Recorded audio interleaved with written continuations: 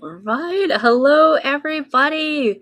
Welcome. We are really starting on time. I love it. I love it. I am sure that you all had a chance to read the screen a little bit, but getting in the comments counts here. So we want your input. We want you to feel like you're part of the conversation. We do have some prizes.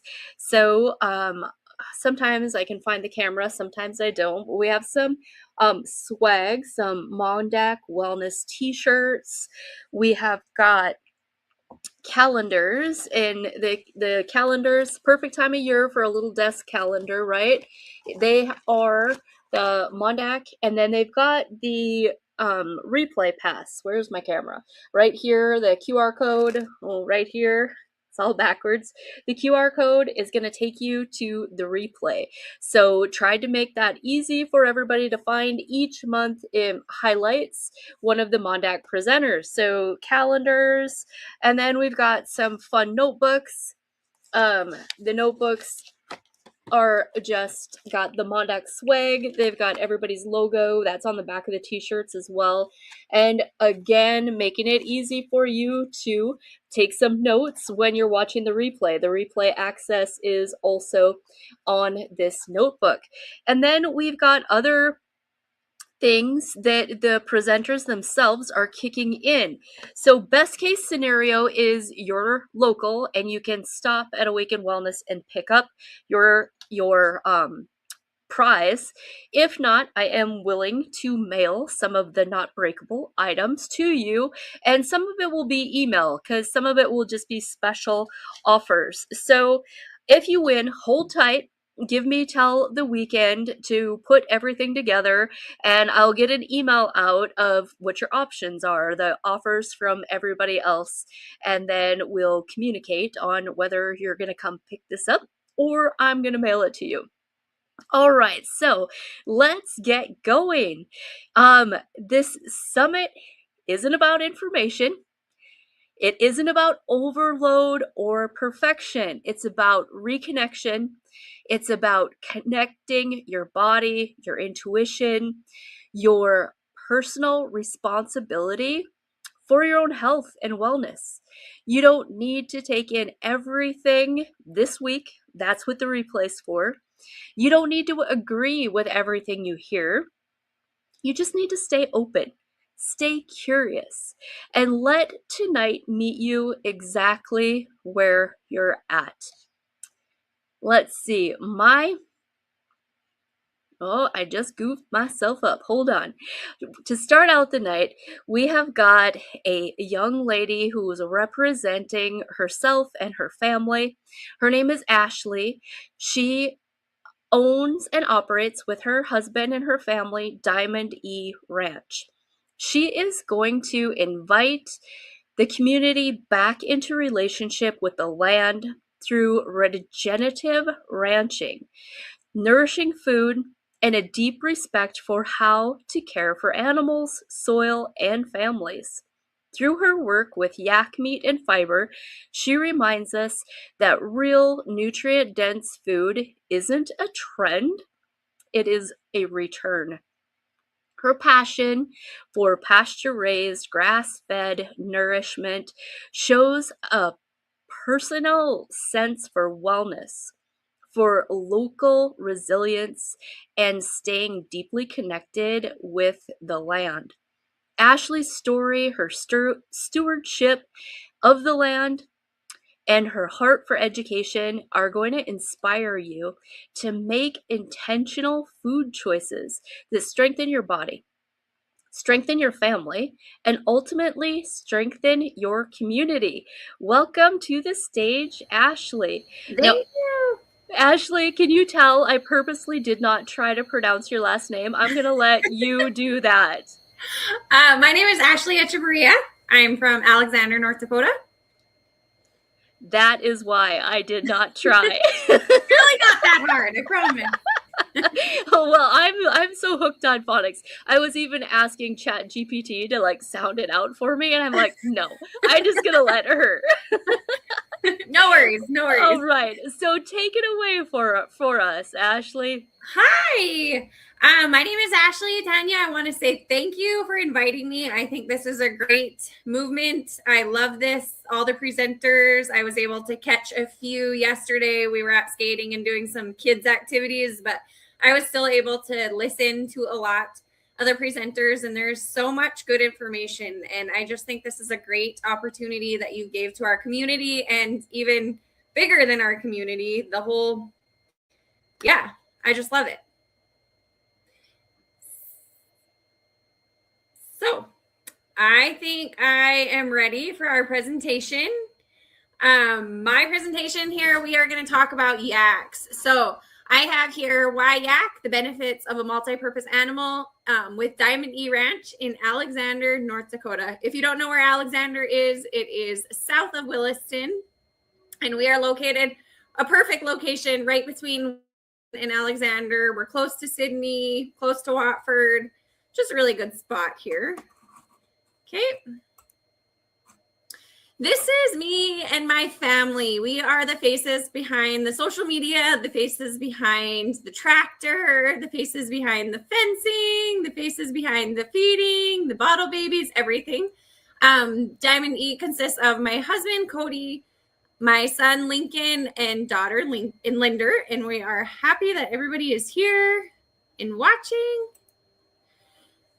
Then I want to talk a little bit about the yaks. We have a variety of yaks, different colors. Each ones have a different characteristics. They all have horns, males and females, and they all weigh around 600 to over 1,000 pounds. What makes them super special is they are very multi-purpose animals.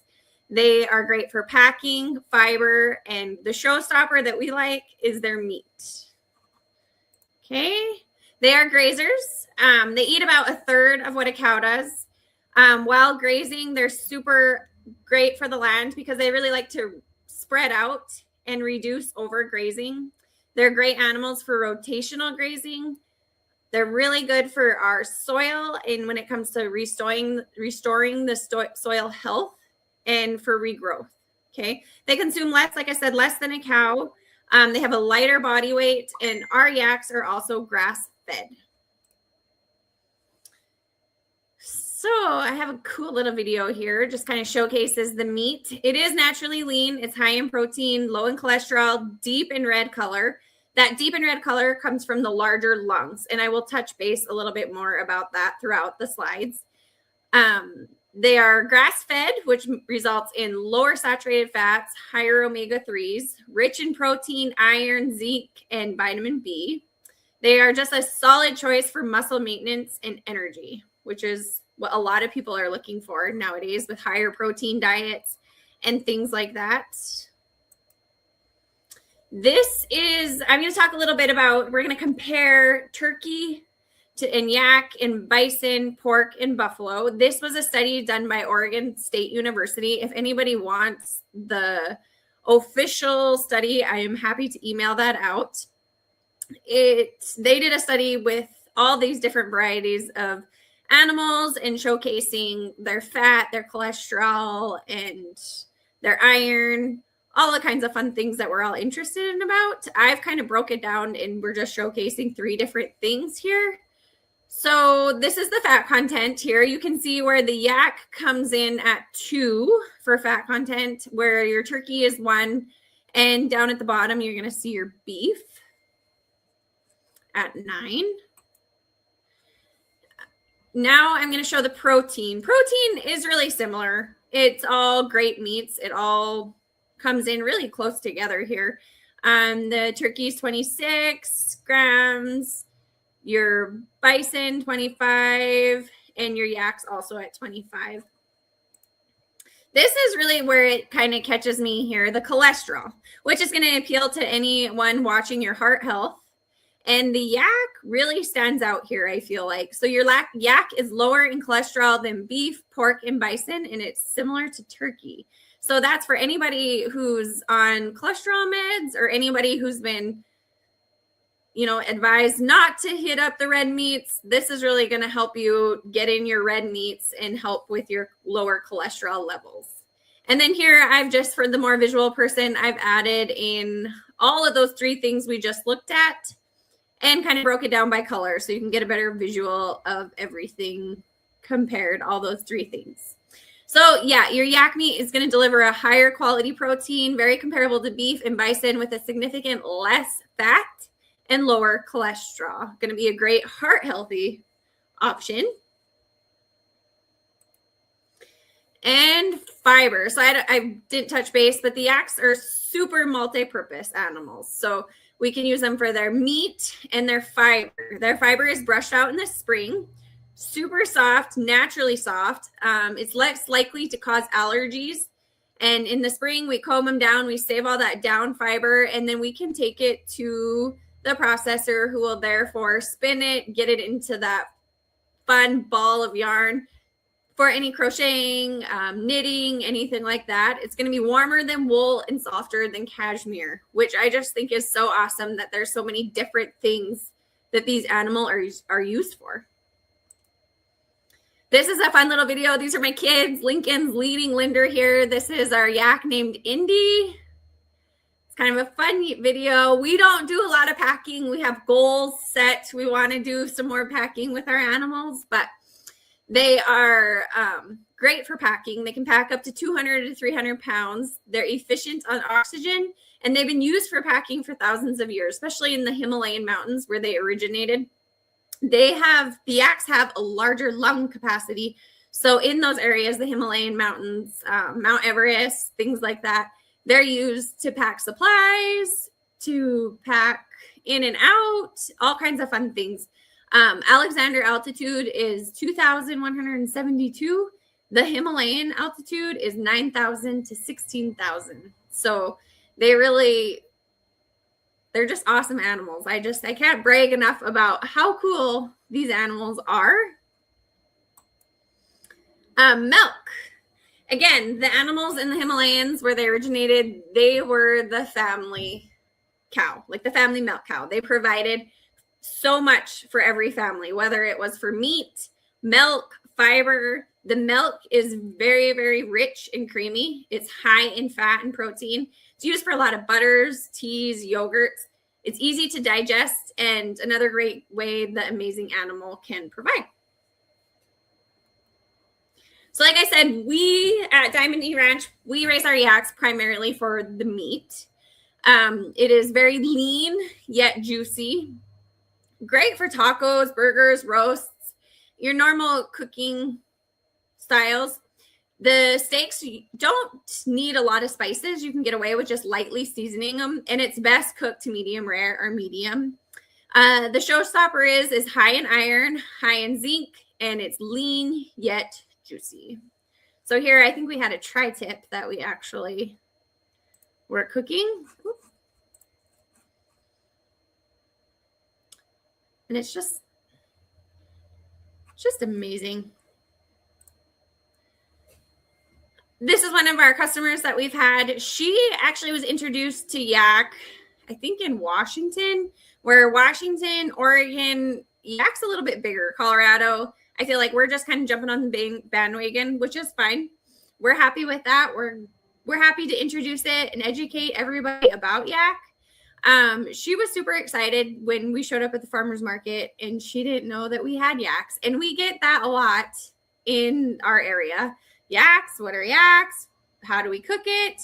And I get excited to talk about it, but she was super excited. She sent me this video, this picture, which I love to get pictures and videos on social media about people and their cooking journey. Her name was Charlie, and she introduced yak to the family, and they loved it just as much as me. And we do a lot of social media, and I love it when I get tagged by different customers and when they're barbecuing, and we all have yak sticks, and they love the yak sticks. They're always great for different things. But the yaks, they're more than just meat. It is the meat, the fiber, the stewardship. When we raise our yaks, we're not just stewarding the land. We're honoring a heritage and feeding families. And this is really important to me, a lifestyle. To raise healthy animals, nourish our community, and inspire others to rethink what wellness and agriculture can look like. I am very passionate about this. I was born and raised on a farming, ranching community, and we farmed and ranched. And there's just something you learn as a child, being raised rural, raised on a farm, raised on a ranch. The life lessons you learn are something as a child you don't really get, but when you're an adult, it all makes sense. So I was super excited to get the axe and to teach our kids all those valuable lessons that I learned as a child. We have had a great opportunity of reaching out to different homeschool groups, 4-H clubs, different just families that want to try yak and come see the yaks. And I love to educate. This last year we had the Rebel homeschool group, which was a group of like 80 people, which kids and adults. And I did not realize that the homeschool group in our area was that big. And they came out, we had a blast. We went for a tractor ride. We went and fed all the yaks. There's quite a few of them that will come up for treats. If you don't follow me on social media, I encourage you to do that because they are very different animals. They're not like a beef cow. They are very social. They're happy. They have very different personalities, each and every one of them. And we had this homeschool group out. We talked all things yak. It was fun. We talked about the fiber. They were able to feel the fiber. We talked about their meat. We went for a tractor ride. And that's one thing that I'm very passionate about is educating the young kids about agriculture, where our food comes from. I feel like there's nothing more important than sitting down and realizing where your food came from. And you raise those potatoes, where your food come from.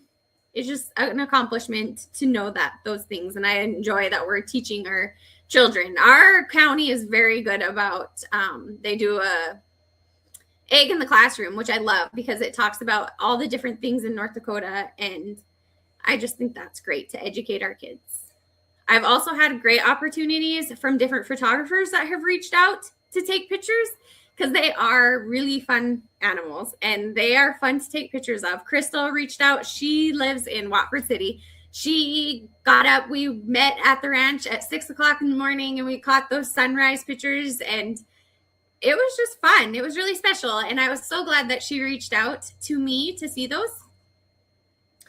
I feel like I'm just kind of whizzing right through this here, but I just want everyone to know that to stop and support your local ranchers. Go visit your farmers markets. Go make those connections. Know where your food comes from. I feel like the grass is always greener where you water it, and what we feed our bodies and our land matters. And this yak meat has awesome health benefits, and I just want the whole community to come together and realize that there's a lot of different options out there. And if it just takes a conversation. And the farmers market, we do go to the farmers markets. You'll find me and my mom. She's always around to help. And my daughter and my kids. And my husband's there loading up the freezer. And we go to the Williston Farmers Market and the Watford Farmers Market. I kind of want to branch out to a few more, but we'll see how that goes in the spring. My Instagram tag is there. I'm also on Facebook. And you can always reach me, my cell phone, email, or just reach out and stop by. And that's all I have for a slide.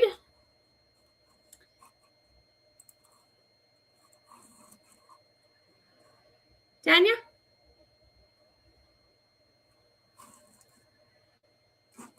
Oh, I can't hear you.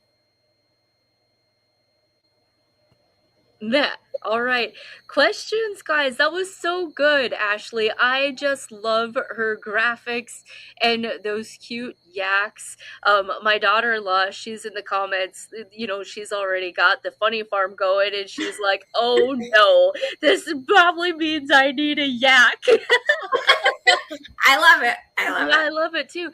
I think that was super interesting what you said about them needing less grass than beef. Say that again. They eat about a third of what a cow does.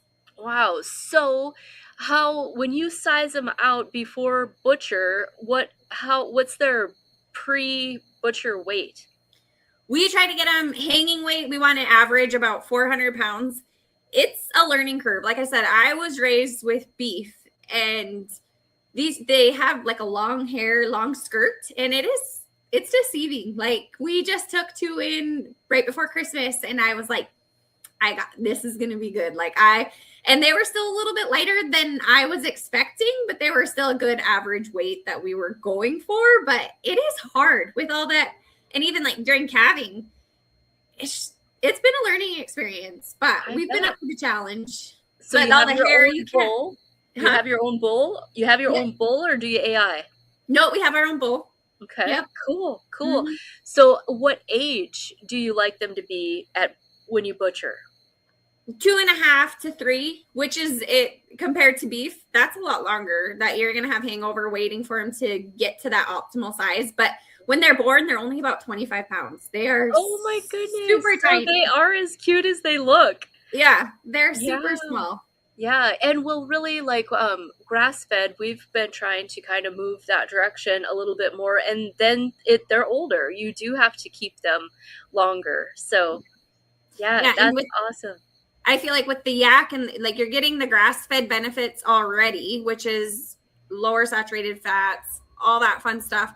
And then so the yaks are already, they're being grass-fed, and then they're also double taking on all those benefits, because the yak meat itself is lower in saturated fats, higher in protein, higher in vitamin B and zinc, and then you're double dosing when you use the grass-fed option also, which is that is awesome.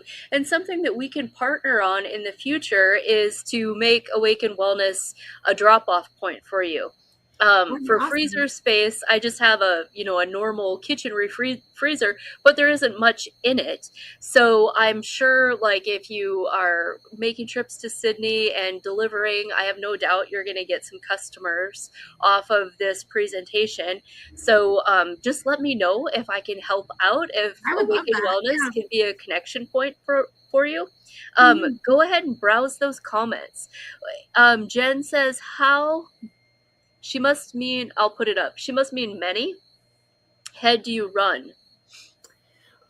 We have about 65 breeding cows that we have. And then we also, with the yaks, it's a little bit different. We can't go to the sale barn in Sydney and expect to sell our calves and stuff like that. So we do have our calves that we've hung on to that we're feeding up to process. So every year that we grow, we'll have more and more numbers to supply for the community. I think Jen is asking how much you gonna charge her for a baby yak, I think is what she's asking.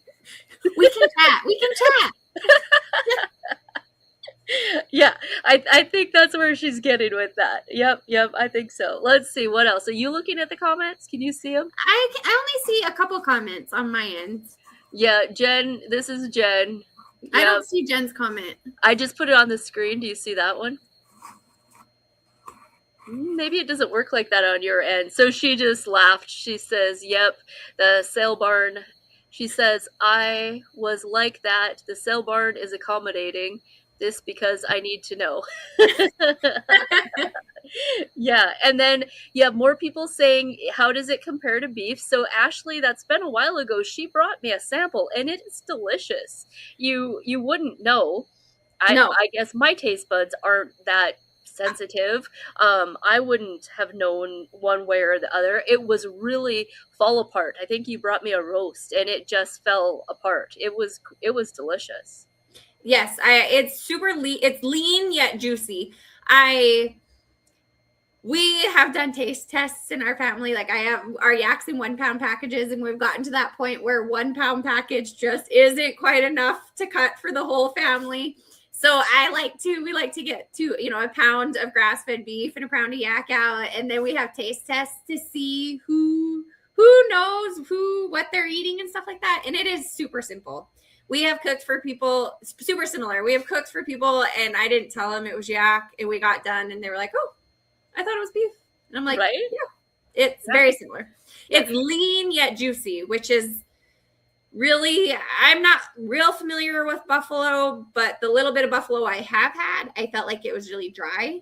And, you're not going to, maybe it was the buffalo I ate. I don't know, but I felt like it was very dry, where the yak, if cooked properly, it's going to be lean yet juicy. And a lot of that has to do with their larger lung capacity, which I touched base a little bit on in the slideshow. But they have larger lungs, which is going to help them when where they originated in the Himalayas for those higher altitudes.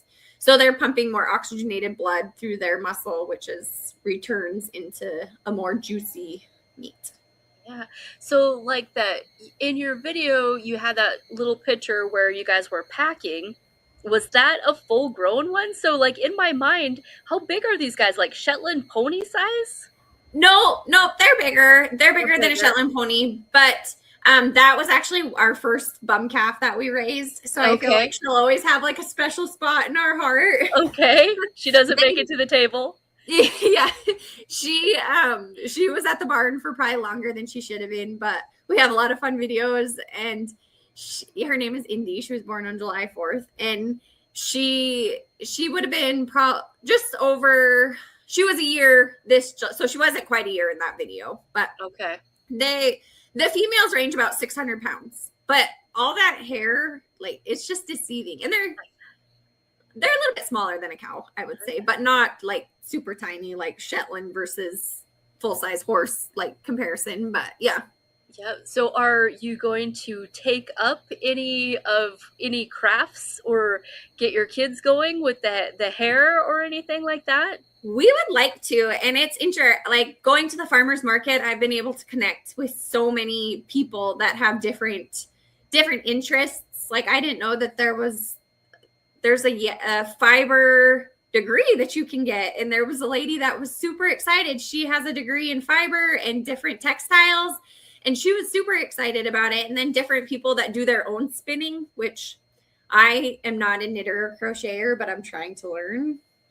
Maybe someday. But winters, we might as well. I know, right? So that is one thing that this year we're trying to dig deeper into the fiber aspect of the animal and try and offer, get our own fiber spun and something that we can offer down the road.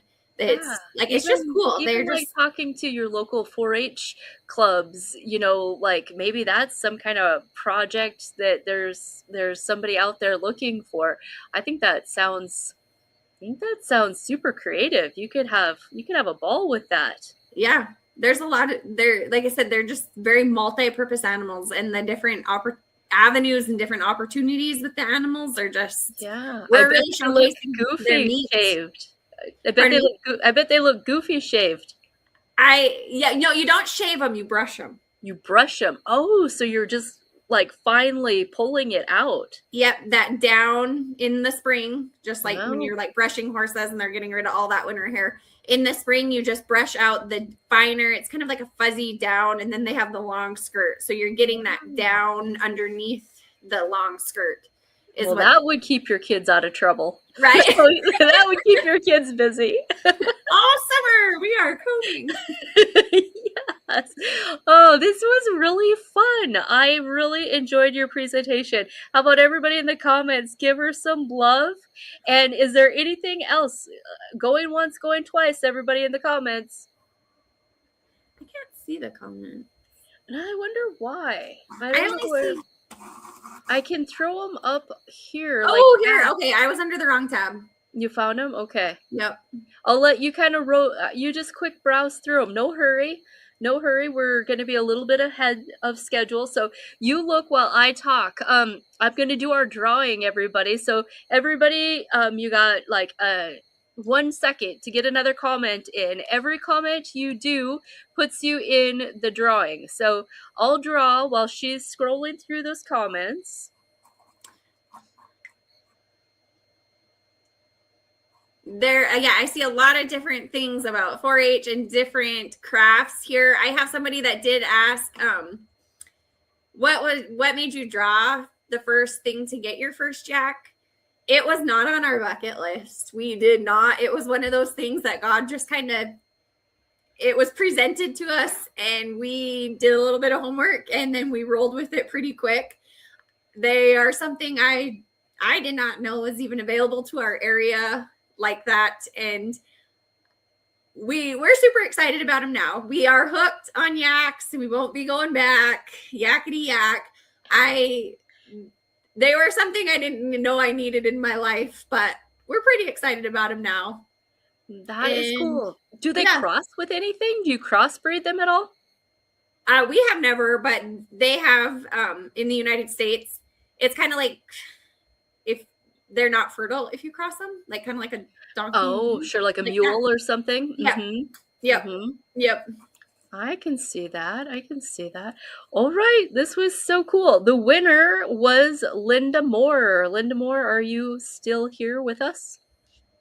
All right. So, Linda, I don't know where you're from. If you're from Sydney, and if you were here for my education on the prizes, we're going to hold everything at least until the weekend until I get organized. Pickup at Awaken Wellness is preferred, but I can mail. What are you bringing in for the swag bags? Some coupons. All right, there you go. There you go. There's Stacy here. She was a little bit late to the party. She says, "Is it like eating beef?" You want to go ahead and answer her quick again? Very similar to beef. Very similar to beef. It is has a lot of the same health benefits as buffalo. It's lean yet juicy, where I feel like buffalo can kind of tend to dry out a little bit faster. Somebody did ask about cooking. The one thing with the larger lung capacity, it pumps more oxygenated blood through the muscle there. So it starts out a little bit redder. So when you're cooking it, you don't want to cook it past medium rare, which is going to be basically done, but it starts out a little bit redder than your average beef, I guess, if it kind of makes sense. It's very little bit deeper in color because of those larger lung capacities. So if you cooked it past your medium rare medium, then it will dry out a little bit. All right. And there's somebody here that says they had yak in the past and they're super happy to make this connection. They'll be getting a hold of you. Oh yeah, in Montana, there's the more research I do, there's there's some in Montana, Colorado has quite a few, Wyoming. Yeah. So that is exciting. I'm excited. I know that those yaks that are in Polson, Montana, I've never officially met them, but I have read lots about them. So that is exciting. I hope they do reach out. Yeah, me too. And I'm happy to, we go to the farmer's market in Williston and Watford, but we're all over. I like to shop in Sydney. I'm in Williston, so I'm happy to deliver and coordinate. Just don't be afraid to reach out and ask. And yeah. Awesome. Thank you. Thank you. I can't wait to see who else you have presenting. All right. We are going to kind of stay on schedule here. So our next presentation will start at 5:45. So that's about 10 minutes. I'm just going to put my little commercial on.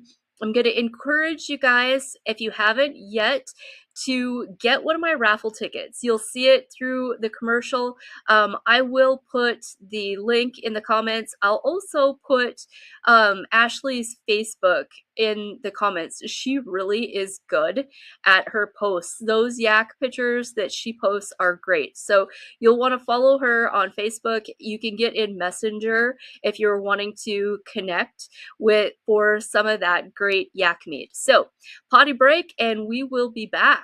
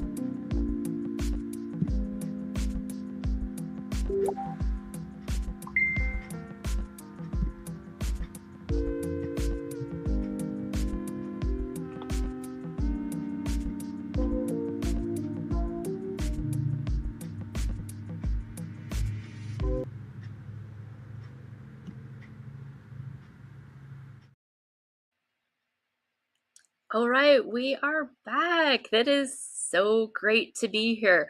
I want to remind everybody that your replay access is in my vault, is what my website calls it. So it's under the members area in my vault. When you first signed up, my system would have sent you a welcome message that said, "Welcome to the MonDak Wellness Summit vault." That is where the replay will live for you. If you were on Monday or Tuesday, StreamYard does also send you a link to access the replay just for that night, but the vault will have the whole summit there, and it will stay there unless I get like my website access too full and they kick me out, or if I have to kick out some videos. But I don't see that happening anytime soon. So if you're confused at all about that, that is where you find that information is. Look in your email or just go to that members area. You will have to have a login, but it's all right there.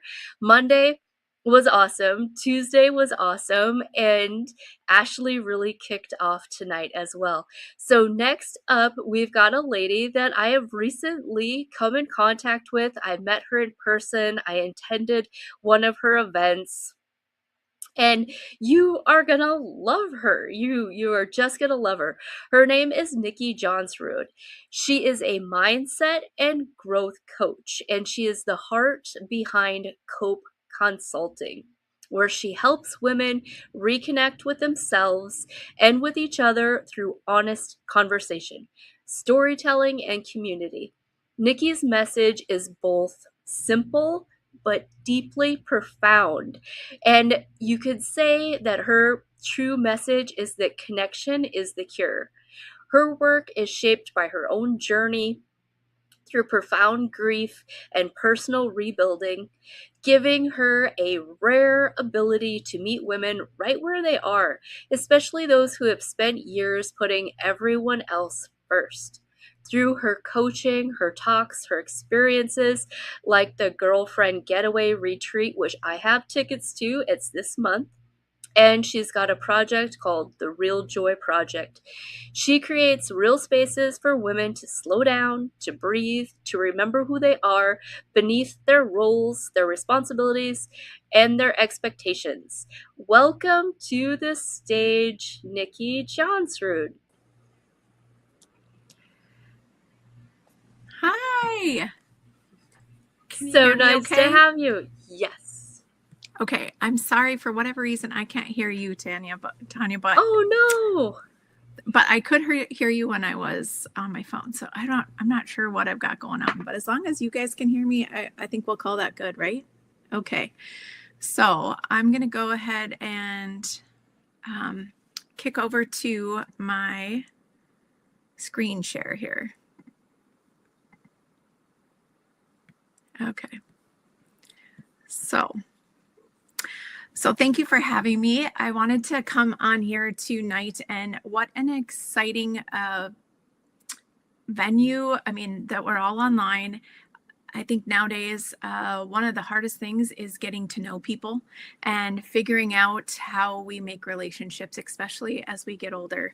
And so for myself, several years ago, I started Cope Consulting, and it came out of a space that I was needing time with other parents. I was struggling with parenting, and I went and got trained on how to help myself and help others.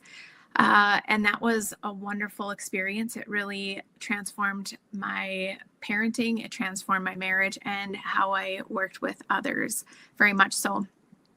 And so what I know now is that was laying the groundwork for other things that were to come in my life. So about 4.5 years ago, we experienced the most excruciating pain. Our daughter was killed in a tragic car accident, and I went limp, and I didn't know what to do, where to go, and how to proceed.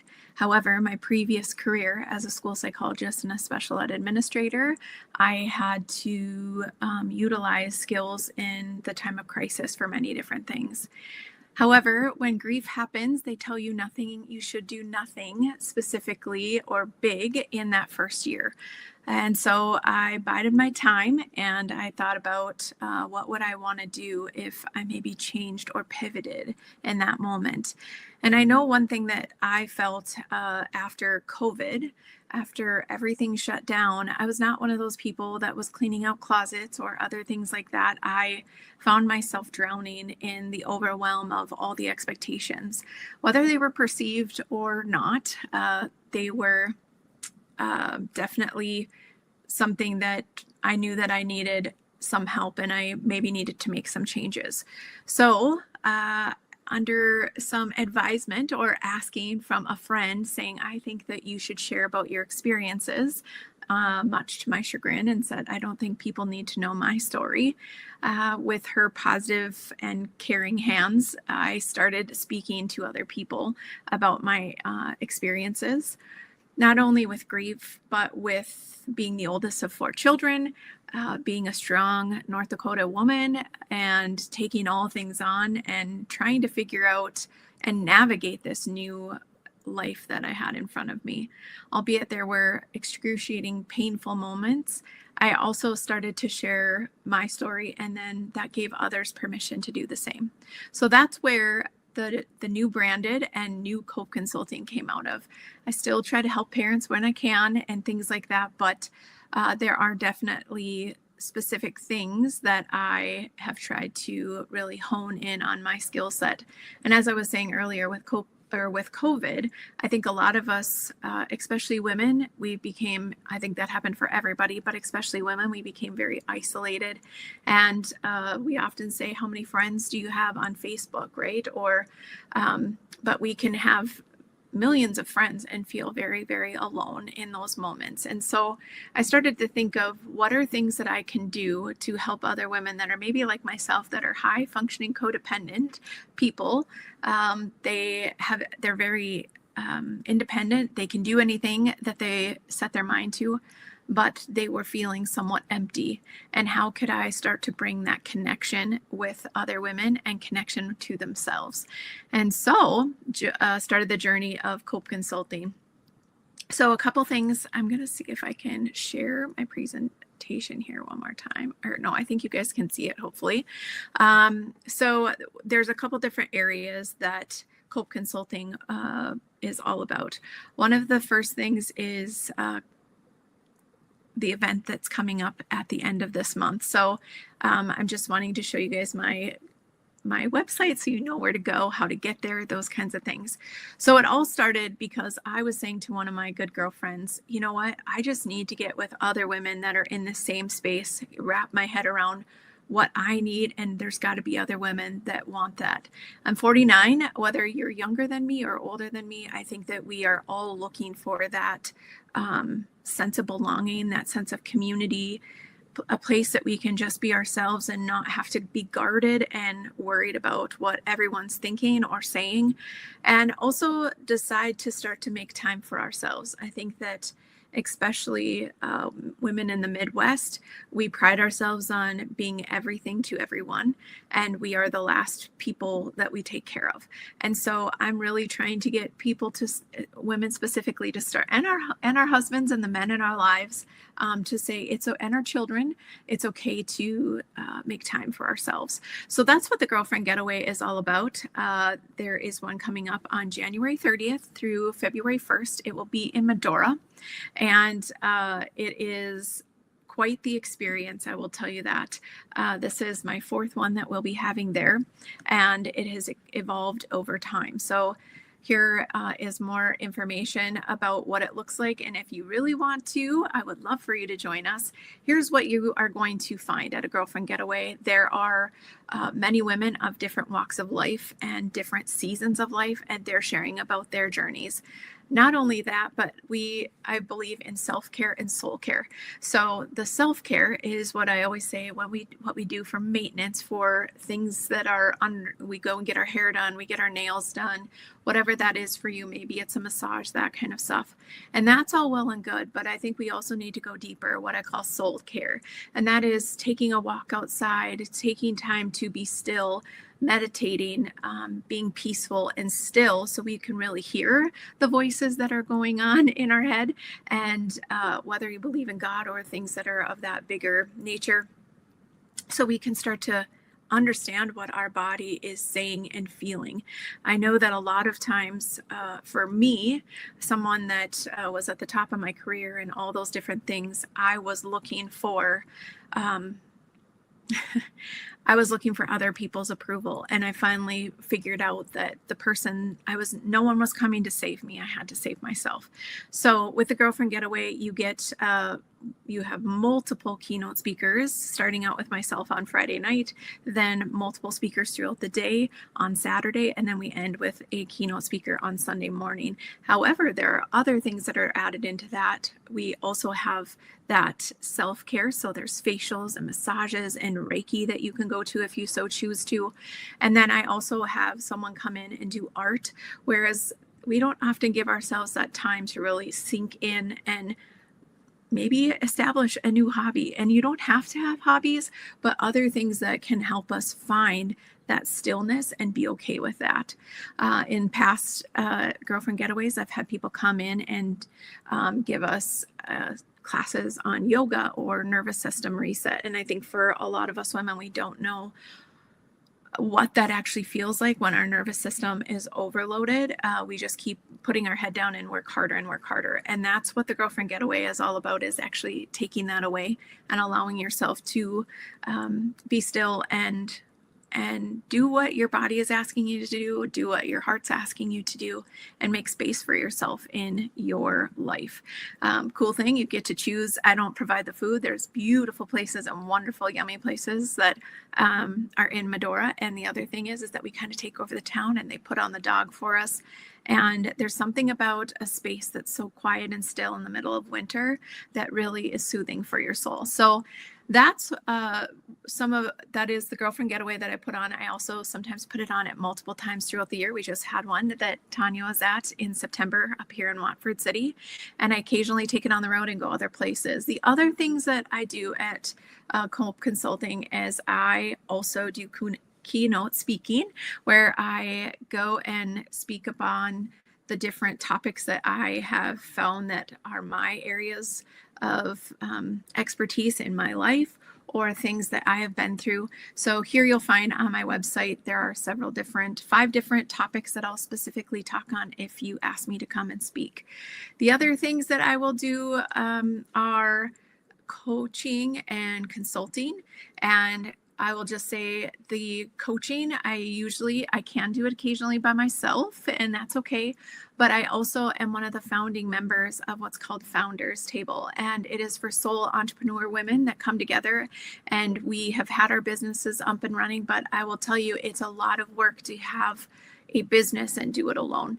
So that's the big thing about Cope Consulting. And I love what we have developed for the Founders Table, that you get a cadre of women. It's not just one person, that we have individual coaching and things that we do with you, but then you get consultation and coaching from the other coaches that are there and the mentees that are there. So that's pretty fantastic.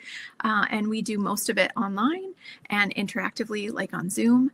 So that you get to have that interactive space to grow, and you don't feel any judgment when you ask questions and you say, you know what am I supposed to be doing here? I'm at this place in my business and I want to grow, but I'm feeling stuck. So that's the really cool thing about the Founders Table. Last but not least, the other thing that I am about and a part of is the Real Joy Project, and that is, just going to click into that quickly to see if it'll come up here. If you are into podcasts, I think that the other thing that is a thread that is through myself and Cope Consulting is that I have been on a journey of trying to find my joy. And I think that I'm not the only woman out there. And I'm not asking or saying that we need to be joyful every minute of every day. But I think that we get so caught up in the different components of what's going on in life that we forget to sit still and have our head where our feet are and actually ask ourselves, is this something that feels good to me, or is this something that doesn't really bring me joy? And it's okay to let it go. We get caught up in those things of the shoulds, the sea of shoulds. And so the cool thing about the Real Joy Project is we have our own podcast on YouTube, and we talk about things that we are going through. There's 3 of us that are in very different stages of life and different seasons. And so it's really an open forum for us to talk about topics that are maybe taboo, or maybe things that other women are wanting to know more about, and give our point of view, because there's nothing more powerful than a story that resonates with you. And like I said earlier, then it allows you to feel as though your story means something. So that is what Cope Consulting is all about. It's about me showing up for women, but also most importantly, me showing up for myself, but also giving other women the permission to say, yes, it's okay to say, I need to make time for myself. How many of us make appointments and different things for our children or our spouses, and we forget to make appointments for ourselves? And I'm just saying, I'm not asking you to put yourself at the beginning of the line. A lot of times women will say, well, that just feels so, I just don't think I could do that. And then other people realize that for too long, they have allowed themselves to, their silence has been detrimental to their mental health and their physical health. And I remember saying to myself years ago, as I had younger children, that when my kids were gone, I would then take care of myself. And I looked at another friend that was able to go work out and do all these things, and I would think, how in the world does she get all that done? And what it was is that she knew if she wasn't taking care of herself, then therefore she wasn't going to be able to live long and be able to take care of her kids. And so I'm a little late to the game, but I don't think I'm alone. And so better late than never. And that's what Cope Consulting is all about, is connecting women with other women and themselves. So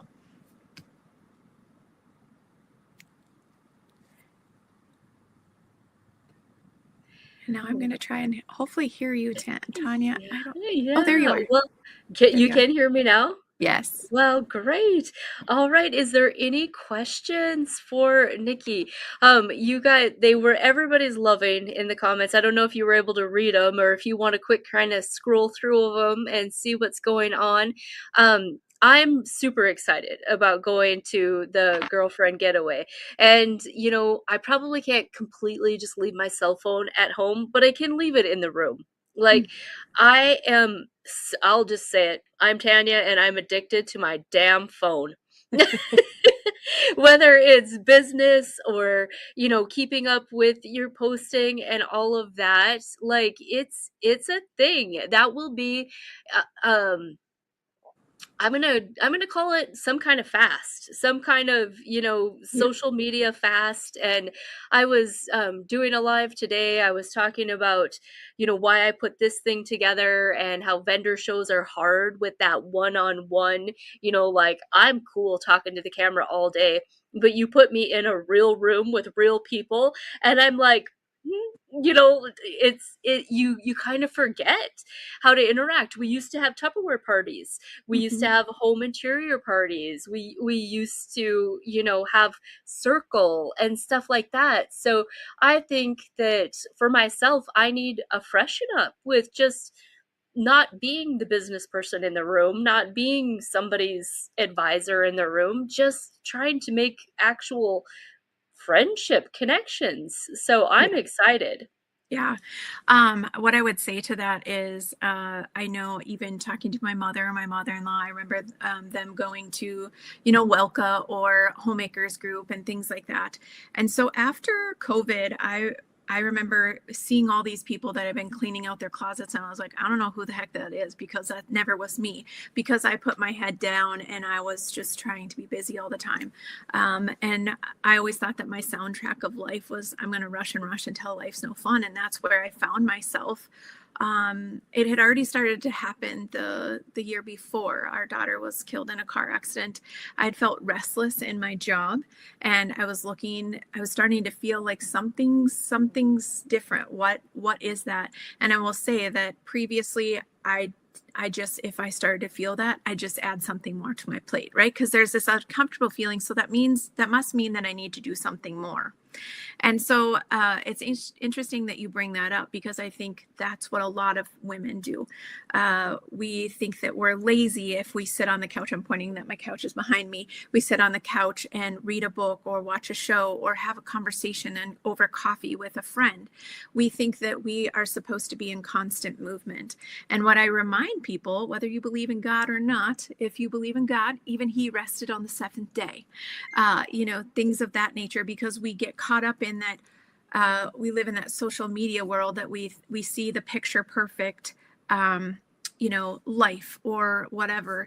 And that's what I thought. I had the husband, I had the 2.3 children, didn't have the dog or anything like that, didn't have whatever, the quintessential quote unquote, had everything, making the money, doing the things, had a side hustle, all the stuff. And then I realized I was using a lot of those things to avoid doing some of the things that I really needed to do and cultivate those wonderful relationships, not only with friends, but more so even with my husband, even though we've been together for 33 years. I didn't realize that it was that I didn't know what to say, because I didn't even know how I was feeling, right? Let alone how to bring up a conversation. And a very good friend of mine that's no longer with us, her and I said, it was like we went in front of, a group and said, we're workaholics, and we also have been avoiding our significant others, and we have to make a change. And that's when a lot of this started. I said, I can't be the only one. And so whether you can make it to the girlfriend getaway, there are still tickets. I hope that so many of you will come. There's nothing better than when you're in a room full of women that are saying, me too, in the way of like, oh, that happened to you, that happened to me. And I want us to remember back in the day when they would, when the washing machines were outside and they'd be out scrubbing, they were having a gathering. They were having circle when they were working together. Yeah. And so what has happened with all of the things nowadays is we think we're more connected, but we're less connected. Actually, somebody just said it to me. I was doing a keynote, or I was doing some professional development on Monday, and someone said, it was about, we used to say it takes a village, and now no one wants to be a part of the village, but it's fallen apart. And so it really struck me. And I said, I'm never going to forget that comment. And she came up to me and said, well, I'm not going to forget the comment when you said, no one's coming to save you. You have to save yourself. And I remember somebody saying to me along the way, you just need to slow down, Nick, just slow down. I'm like, well, what 1-800 number do I need to call to tell them to take their foot off the gas and put it on the brake? Right. So that's where I realized as I was stumbling along that it was me. I could only save me. No one else could come and save me. I had to make the decision that some things have to go off the plate. Just like when you buy a new pair of shoes or a new purse or a new shirt, usually we tell ourselves we're supposed to take one in, one out, right? And it's the same thing for the things that are on our plate. So I see some comments here, like, where do we get tickets? If you go to my website, and I know Tanya put it on there, so I'll put it back in here in the link. You go to my website and it says events, and go down to the 3-day girlfriend getaway, and there you say where it says save your seat. And you can choose to go to all the keynote speakers, which is the ticket is $299 for the 3-day event, or you can choose to add on those self-care and those individual sessions where you can have a facial. Last year was the first time I added the facials. So many women came out of there. We could have taken a video. They came out like zombies, because so many of them had never taken the time to give themselves to be able to go and have a facial. And they just sat in the chair for 15-20 minutes afterwards and said, that was life-changing. I've got to do that again. So you can choose to do that. You can have a massage. You can go to Reiki. And you might say, well, I don't even know what those things are. Well, come along for the ride and the girlfriend getaway, and you get to learn about some of those things through the speakers, but also you find your tribe. And that's one of the biggest things I've found is I've been blessed to, I not only have a tribe here where I live, but I have so many friends that are far and wide because my story resonates with them. It doesn't mean that only people that have gone through tremendous loss and grief, but those of us that have put ourselves last and now we're trying to save ourselves from ourselves. So I'm trying to read some of the other ones. Yeah, and it's just a common theme. Yeah, Sandy has a great comment. Thank you for sharing. She was a caregiver all of her life, and we do that. It is part of our DNA. It is part of how the good Lord made us to do that, to care for others. The climate, I think, was just a little bit different then, and everybody has stress, and every season of our life is different.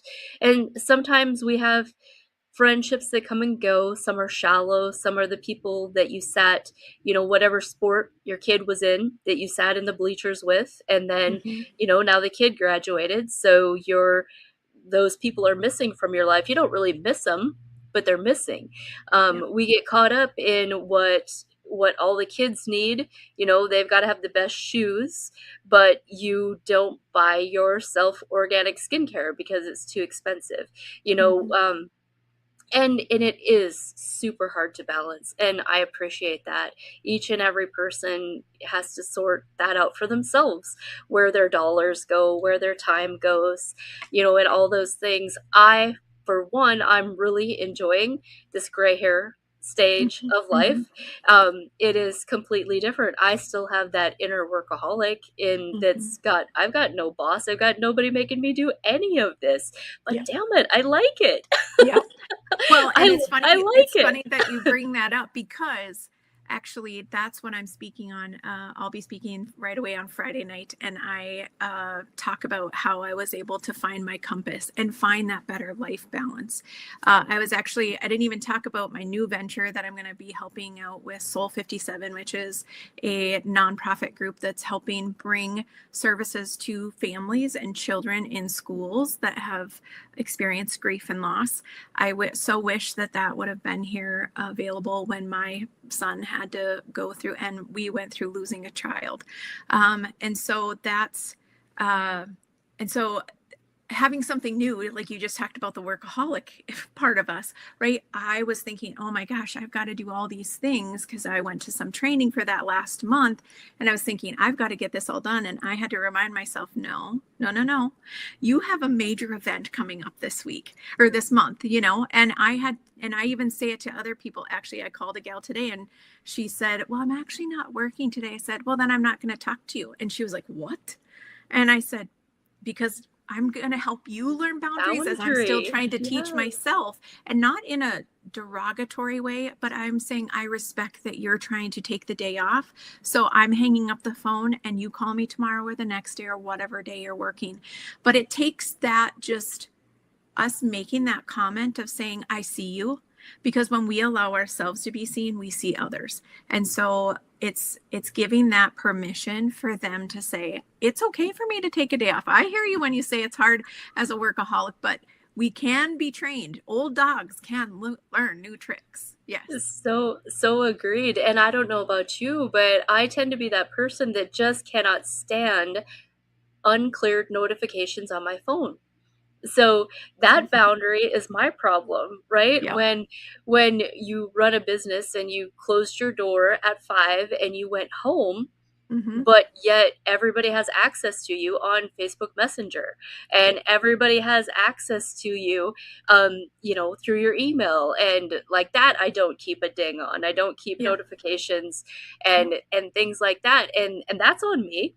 That's on me to say this will wait till tomorrow, but then you get to work and your plate is full there. So yeah, it is. It's a struggle. Balance is a struggle. Balance is a struggle, but I have taught myself how to, and I teach that in some of the conversations and the keynotes that I teach about when they come and ask me to speak, as I talk about how to let go of some of that, because I will say that I am a control freak. So I took off, if I show you right now, you can't even see, it doesn't even show on my phone how many emails are unread, because I took that off in the last couple of years. I took off the notifications, even though so much of my job now, my consulting business, is based on social media and things like that. But then what I started to do, I took back that of saying, I will show up when I'm ready, because that's what I was feeling, is that was like leading me in, and I felt that I never had any downtime. So there's definitely some tricks to the trade, but it is hard. I will not say that there aren't moments that I fail, but I think the biggest message I could say is that we all fail. And if we look back in history, we learn the most from our failures. And even as in my previous job as a school psychologist, I would always say to my staff, well, now we know that didn't work. It wasn't a failure, because if we wouldn't have tried it, we wouldn't have known. So it's the same ode with of the strong-willed child who is now 53. So I hope that women, I know that there's probably some men listening too, but I see all of these comments on, that they feel that. And, all I'm going to say is you're not alone, and there is hope. I'm not saying I'm perfect. That's why I call myself a high functioning codependent, because I'm constantly watching and want to make sure everyone else is okay and be the fixer. But I've had to do some fixing of my own and realize that it's not my responsibility to make sure everyone's taken care of. It's my responsibility to first put my oxygen mask on myself so I can help others. So thank you so much for having me. That is great. Thanks, everybody. Any last minute comments? I am going to go ahead and let Nikki down, and we're going to draw again. All right, so we'll have another winner. Thank you. Yes, thank you. Okay, everybody, stick with me. If there's any comments, go for it. I kind of have to leave the screen while I draw. You can see me, I can't see you. The next winner is Lynn Haugen.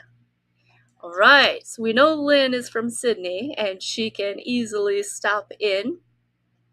Now, I want to stay on time.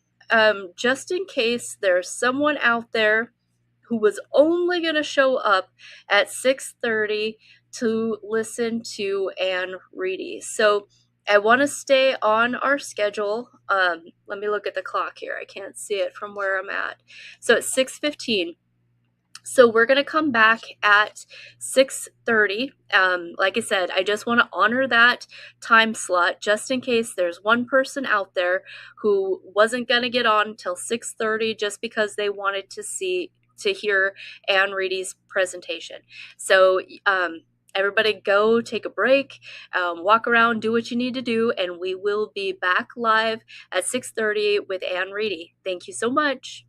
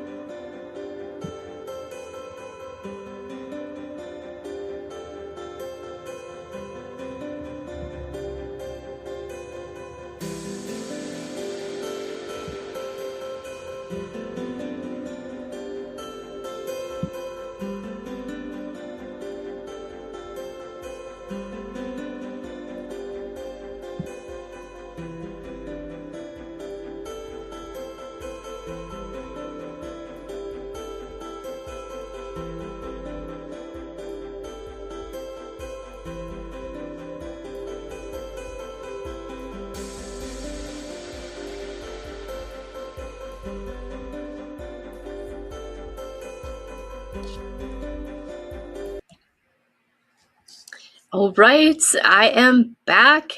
I hope everybody's back as well. My husband, he's watching upstairs and he's telling me that there is a 3-minute delay. So I guess we're not all on the same time here, but that's okay. We're not striving for perfection, right? We are just here to enjoy these presentations. Let me know in the comments if everybody's ready. If you're back, remember getting in the comments gets you entered into the drawing. So you want to make sure that you are all getting entered into the drawing and interacting. We don't mind at all. The comments are not a distraction. So if you're chatting amongst yourselves, that's totally welcome. We're all here for those connections. Now, our next guest is Ann Riedy. Ann Riedy is someone who I have got a little bit more connection with, like connection that goes way back. We've recently become reacquainted as colleagues, but I was way back when we were from the same small town, and I was her flower girl in her wedding. So how interesting is that? And what she's got going on is fabulous. You are going to love what she has to say.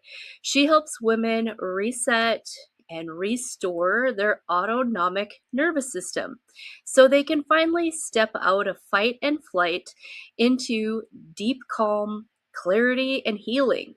She also is a former registered nurse who personally has navigated her own autoimmune symptoms like fibromyalgia and knows firsthand what it's like to live in a body that is stuck in survival mode. Through nutrition, root cause healing, energy work, and mindset practices, Anne has rebuilt her health from the inside out. Today, she teaches women how powerfully they truly are, how to regulate their nervous system, to reconnect with their feminine energy, and cultivate peace when life feels chaotic.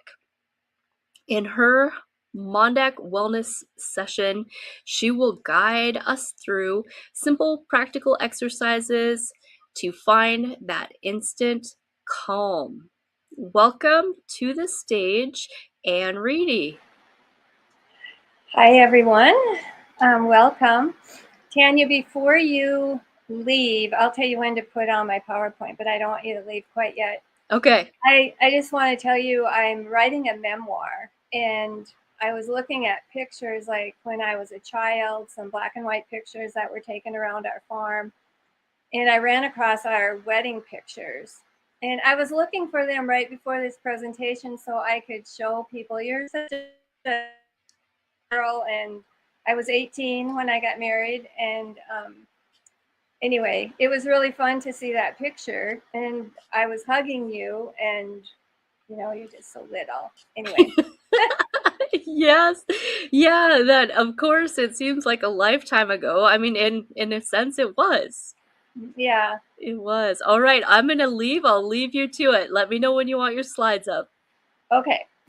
So the name of my presentation is Calm is Cure. And last night I had this revelation that I wanted to change things up a little bit. So I am here to empower you, as men and as women, to really love yourself and really get to know yourself in this crazy busy world that we live in with schedules and just a go atmosphere.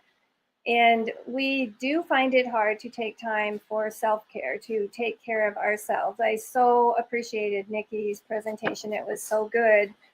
I truly believe that we are here, everyone is here for expansion and fuller expression of who we are. And so I want to read something from a book that I have been reading over and over again, and it has just spoken to me a lot. And it's called This Thing Called You by Ernest Holmes. And I just want to read a little bit of it and some inspiring words that he has to say for you to embody. So you and I, like all others, are seeking the joy of living. We wish to be needed, to be loved, to be included in the great drama of life. This urge is in every individual. It is also in everything. The rose exists to express beauty. Root and branch conspire with nature to give birth to blossom. An artist will starve in his garret that he may chisel an angelic form from a slab of marble, compelling the unyielding substance to accept his breath of creation. Life has entered into you and I, and with it, this irresistible impulse to create. It is because that we have these irresistible urges, these longings to live more fully, the feeling that life belongs to us.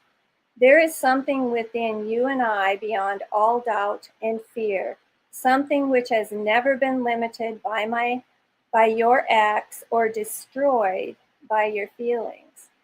This is the only something that can make you whole. I love this so much. This whole book is very inspiring, and I'm going to read a little bit more out of it. But I am here to empower you to take control, because we are all very powerful beings. I believe in the whole thought process that we are spiritual beings. We are created in the likeness of God, and I truly believe that we have that spirit within us, first and foremost, and then we're given these bodies to live in this life that we're living, but we're also given an intellect to learn and to grow and to, figure out who we are and the patterns that are inside of us, that we can release some of the things that don't serve us anymore and move on to, that greater spiritual self that we truly are. So Tanya, you can go ahead and put up my slides. I know that as we go through life, we don't feel good all the time, and life is busy.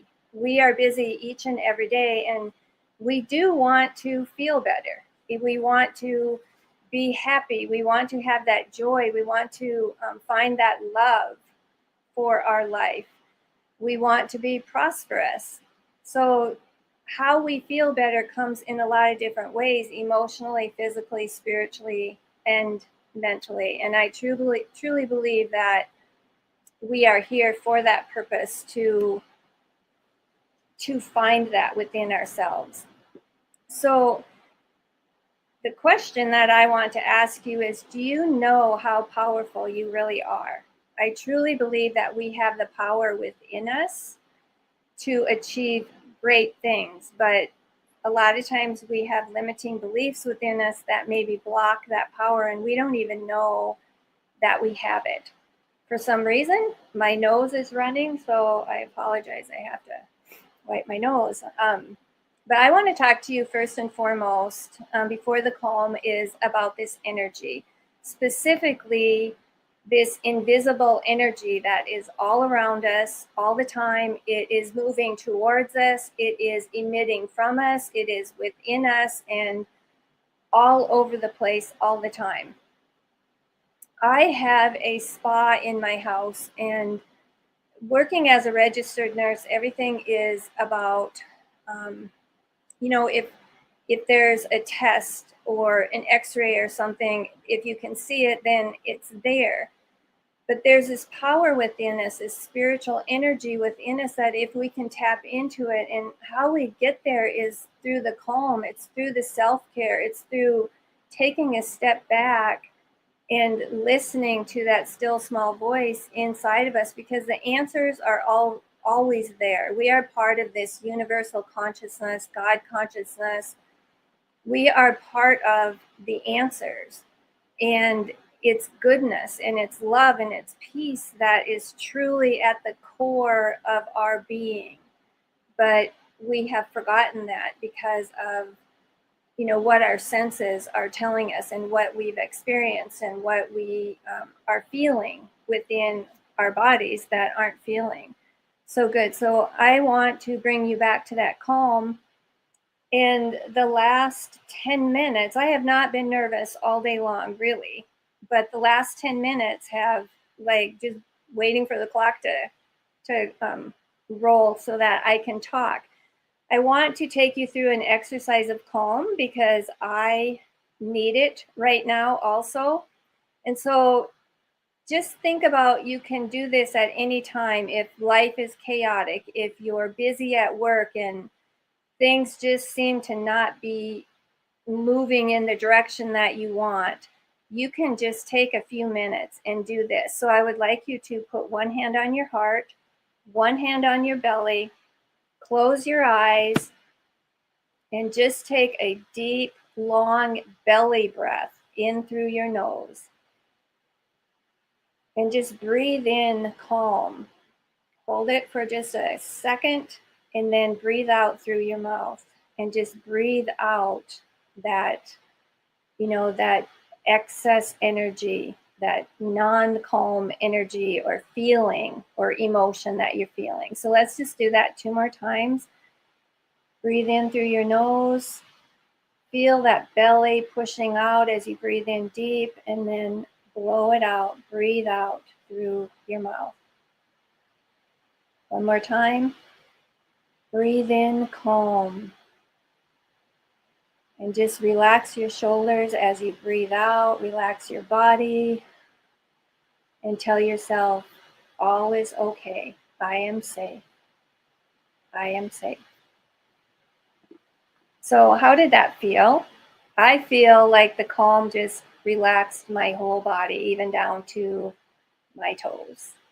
And you can do that. I know people that actually even put an app on their phone that will ring like a little tiny ding every so often, however often they set it for, just to remind themselves to breathe and to relax. Because I think that a lot of times we live in a tense position. We're always trying to figure things out and do. And all of that is masculine type energy, which has nothing to do with male and female. But energy is everywhere, and it's in everything. It's in this desk. And if it's everywhere, it's in us and it's through us. And even our thoughts, I'm getting mixed up a little bit because I'm trying to use my arrows on my computer, and I have to not do that because the slide is here.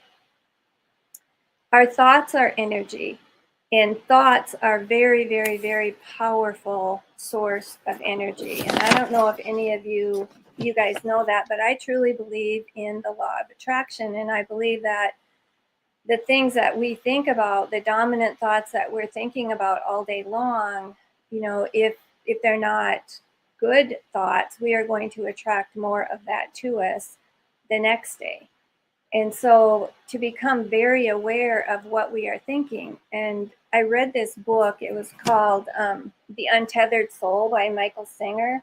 This book changed my life about thinking about awareness, because we're all aware of the things around us, the things that our 5 senses tell us, what we see, hear, feel, touch, and smell. But there's a deeper awareness within us that we can tap into. And how Michael Singer told us to start that process, and I had never done this before, was to go look in the mirror and to become very aware of what you're saying to yourself, your thoughts, when you're looking in the mirror. And he said, are you looking in the mirror and saying, hi, beautiful, you are so beautiful, I love you so much, look at that body, wow? Or are you saying, oh man, I got spots on my face, my hair's a mess, oh, this body, I don't know why I can't lose weight, on and on, things like that. And as I did that, I was kind of shocked, because it's just life. Like, your thoughts come and they go and they cause problems. They never shut up. But I never really stood back away from that and actually listened to what I was saying. And one day in the mirror, I told that person, I'm like, I wouldn't even like you. If you were my friend and a friend treated me like that, I wouldn't ever want to be hanging around with them ever. And so the book was comical to me because it made me very aware of how negative I was towards myself, sometimes with, body image and, different things when I looked in the mirror. So that was a really, we call it beautiful awarenesses instead of, getting down on yourself and beating yourself up even more. It's a beautiful awareness that, okay, I'm going to change this. I am going to tell myself that I love you and, pick out the positive things about you in the mirror, that, that image in the mirror, so that more of that can come towards me with this law of attraction. What you put out will come back. I've been doing a lot of coaching with different people. They're my coach, so I'm paying them to coach me, and I'm finding out a lot about me. And it's an amazing subject when you start learning about yourself, and you can learn some really, really deep things about yourself when you start doing that studying. And it's all very positive. Sometimes it's things that you are aware of. I call it really thinking about how are you reacting to life, because things happen in our life that cause us to have really strong emotions and feelings that maybe cause us to like not be able to, do our job properly or whatever. And these emotions, a lot of times that stop us in our tracks, are negative emotions. And when you stop to become aware of why am I feeling this way? Like, what triggered it in my life? Sometimes it's really negative and you don't want to, be authentic and tell anybody about it. It's like your secret self in there that is coming out. But what I learned through these coaching programs that I took, that instead of looking at it as a bad trait or something in you that you don't like, look at it as contrast. Beautiful, beautiful, beautiful awareness that is coming out, because if you don't even know it's there, you don't know what you don't know. You don't know that you could even change it. So I'm going to give you a real simple example. When I started coaching, I've probably told people that I am an introvert and I am shy. I don't know. I don't know if it's been every day of my life, but most of my adult life, I have thought that and I expressed it. But the introvert part, I thought, was a negative quality, because I really like to be around people that are very outgoing and fun and laugh and have that joy that just bubbles out of them. And I'm more quiet and reserved. And I've always been shy. And one of my coaches one time said, "Why do you keep saying that?" And I said, "Because it's fact. It's just the truth." And they're like, "Well, does that serve you to be shy? Like, you have these goals, and can you ever get to them if you're shy? It's an identity thing." And when I got to thinking about it, I'm like, no. And they said, "Well, what would you rather be? Because you can change your identity in any way that you want to. But if you keep saying that you're shy, you're going to continue to be shy. It's going to keep being part of your identity." And I said, "Well, I want to be confident and bold and be able to express myself fully about the things that I am passionate about." And they said, "Well, you need to start expressing that then. And don't ever say that you're shy again." And so the only times I say that is when I am teaching people and using that as an example, because by saying that, I am confident, I am bold, I am, outgoing, I am expressing myself fully. If I said it and I didn't believe it, I would just be attracting more shyness to myself. But if I said it as a change in identity and I truly believed that I was going to move into that, within a couple weeks, I didn't feel shy anymore. And I didn't feel like I ever had to tell anybody that anymore. And I just felt confidence bubbling up. Yes, those limiting beliefs come back in a bunch of different ways, but when you look at them as beautiful awarenesses, instead of wanting to push them down so that they can, you know, sever in there. I read another book that says feelings buried alive never die. So if you push them down, they become part of your heart wall. You become so that you can't even express emotions very well.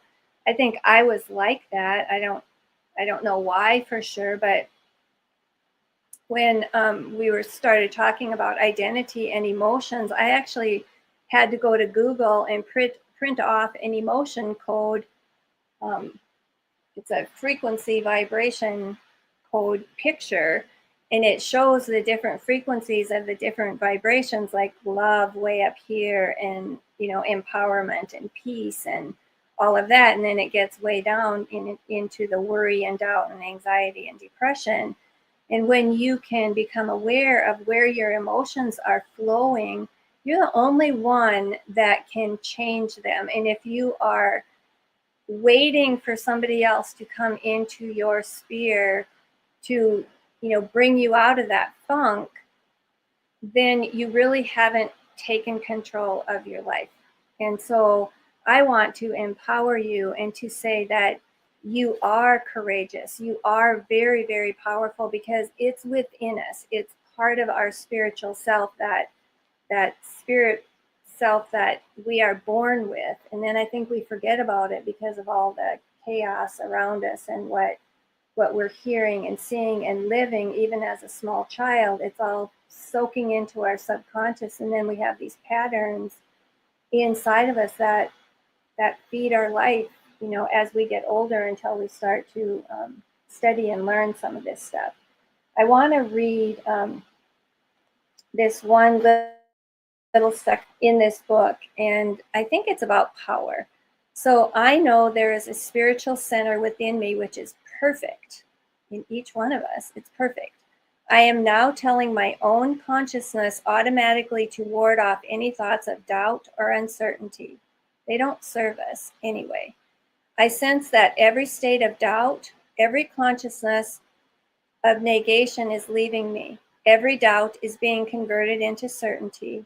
Fear is being converted into faith. I have an abiding sense of happiness and peace. I am the very essence of peace. I have an inward confidence in my oneness with good, or with God. I rest in sublime trust. I had to look up sublime, and it's an awesome word. I really like it.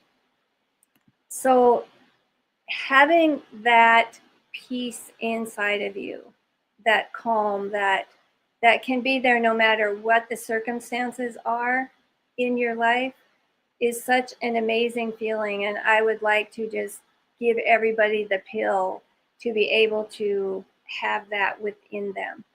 And yes, it takes us becoming aware of who we truly are, because that peace and that love is in there. And then it's using our intellect. And I learned from Bob Proctor through some of this coaching that I have done that we have more than these five senses that we learn to live with at a very young age, by what we're seeing, hearing, feeling, touching, smelling. Even if we don't understand it, it's still soaking into us, and it becomes part of who we are. And sometimes we act and we react to situations in life, and we don't even know where that's coming from, because it was given to us through circumstances and people and the things that we heard, and we were too young to have the age of reason to be able to stop it. So anyway, I learned from Bob Proctor that we have these 6 higher faculties of the mind. They're given to human beings, but they're not given to animals. And I call them our spiritual senses. And I had never really heard about them before. Yes, I've heard of the words before, but I didn't understand how we can develop these spiritual senses within us, that they're gifts. We can develop them, we can strengthen them, and we can actually live by these spiritual senses more than what we're living through our 5 senses that we have always lived by.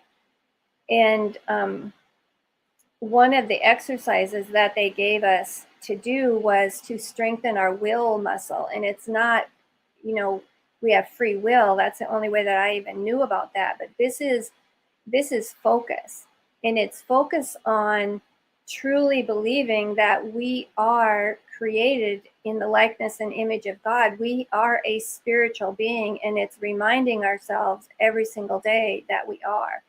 And this, when you strengthen this will muscle, you're strengthening your focus in every aspect of life to be able to, focus for more than a second or two, because our mind never shuts up. I mean, those thoughts are going.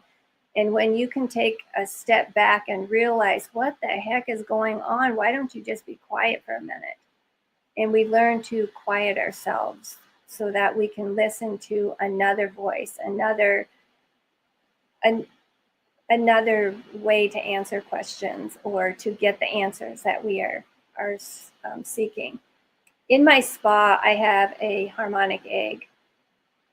And one of the things that I ask people to do is, what is your intention for being here? And it's kind of, I usually have to explain to people what I mean by intention, because it's not usually the way that people speak about it, but it's really their reason why they're there. But it goes deeper than that, because I believe now, I didn't know that I could do that, but I can desire something, I can ask for it, but then I need to be in joyful expectation that my request is already answered. I need to have that belief inside, and belief is something that one accepts as true or real. And faith is a complete trust, and my slide thing is in the way, so I can't even read my slide. But it's a complete trust or confidence that it is real, that it is happening right now. And because you ask, it has already happened. Do you believe that when you ask for, wellness, when you ask for calm, when you ask for, prosperity or joy in your life, do you have complete faith that that has already been answered? The law of attraction says, and God's goodness says that that is already within us. We don't have to search for it, but we do have to have that faith and belief that that is true. And so that's kind of a big one. So when they come in and they're there for just say a physical discomfort, and they get in my egg, which I'll show you a picture of in a minute, I want to redirect them, and not, their intention is for maybe the pain to go away, but I want to redirect them and be grateful and thankful that the pain is gone, and take them into a time of their life when they did not have that happening. And to just say that I am so happy and grateful that, I am feeling well, my body is happy, and, my shoulder is moving freely, and there is no pain. Whatever the circumstance is, it's gone. And then they just relax in the egg for those 50 minutes into thinking of a time in their life where they were the happiest, the most at peace. And a lot of people have to go way back to their childhood before they can remember something like that they would want to just live in forever. And then I just say, we're just going to let the egg do what it's going to do, because there is healing energy there. It's frequency that is coming through the colors, it's coming through the music, and the sounds of nature that are in some of the music that can go in, and the frequency can go in and start to heal the body, the emotions, the spiritual self. The Bible verse that, ask and you shall find, seek and knock. But how many of us truly believe and have faith that everyone who asks receives, and the one who seeks will find, and the one who knocks, the door will always be open to them? I never really took it to heart like that strongly within myself, that these things are really happening to me. So why is taking time for self-care so hard and not a priority in so many of our lives? And I think that so many of us are are living in, and we always have, in masculine energy. There's feminine energy and there's masculine energy, and masculine, it doesn't have anything to do with female and male, but the masculine energy is not in rest and digest. It is in a stress stage. It's always doing, and working harder, trying to figure everything out. Our mind is, we never slow down. And we don't even sleep the amount of hours that they say that we really should sleep. But feminine energy is really the kind of energy that can activate your body's healing intelligence. We don't heal when we are in a stress mode all the time, the fight or flight, or we maybe even have went into freeze, like we're just soldiering on because life is tough and busy and we don't know how to get out of that. But the feminine energy is very calm, and it helps to reset your autonomic nervous system, and it's calm in the inside, like taking that breath and relaxing your shoulders and your arms and your neck and your head and your whole body, feeling that. It's quiet, it's soft, it's peaceful, and it's connecting to your higher self. It's connecting to that God within, that spirit within, the source of where all of this calm and this peace comes from. But how do we get there in our busy lives? How do we do that in our busy lives? And once again, here's the quick formula. There's other things that you can do, like come to my spa, but this quick formula is a quick way during the busyness of the day. I've truly learned to embody and strengthen these 6 higher faculties of the mind, and I pretty much can live neutral in my life no matter what is going on around me. The fight or flight and all of these emotional feelings that start to happen around us, I can live in a neutral state and not react to the stuff anymore. And it's not that I'm not there, like I don't have feelings of, sadness, or, we went through my mom passing away in March. It wasn't that I wasn't there and I didn't have that feeling. But I was there with her. She knew I would always be with her. But it's still, I don't have to take on everybody else's cause and effect of life. It's their time.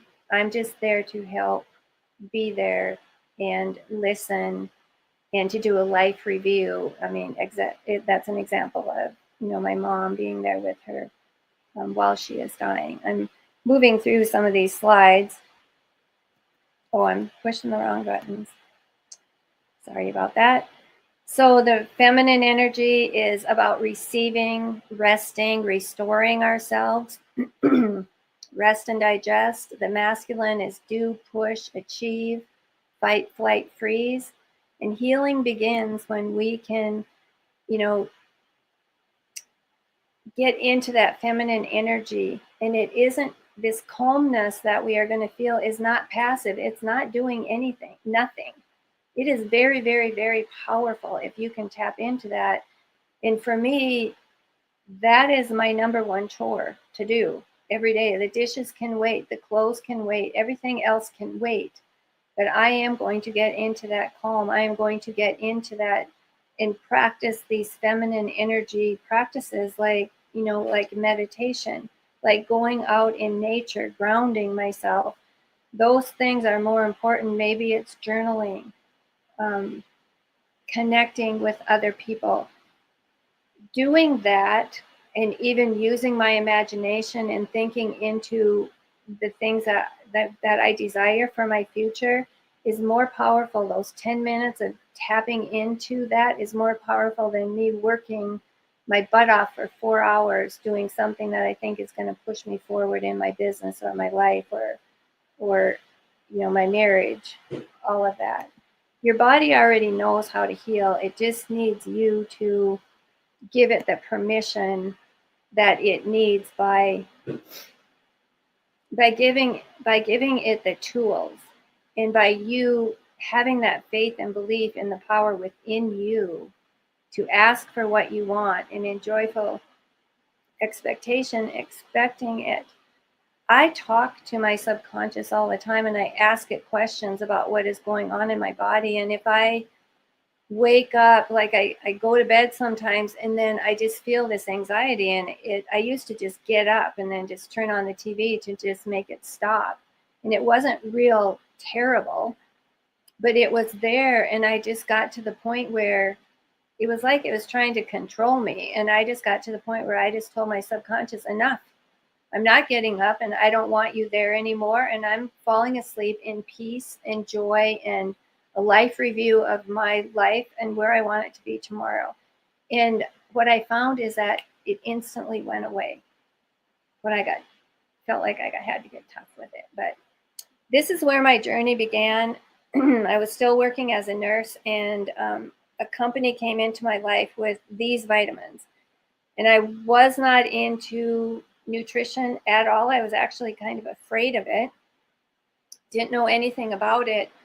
But because they had these vitamins and they're very special to me, I have used these and our family has used them for over 30 years. I feel better now than I did when I was in my early 30s.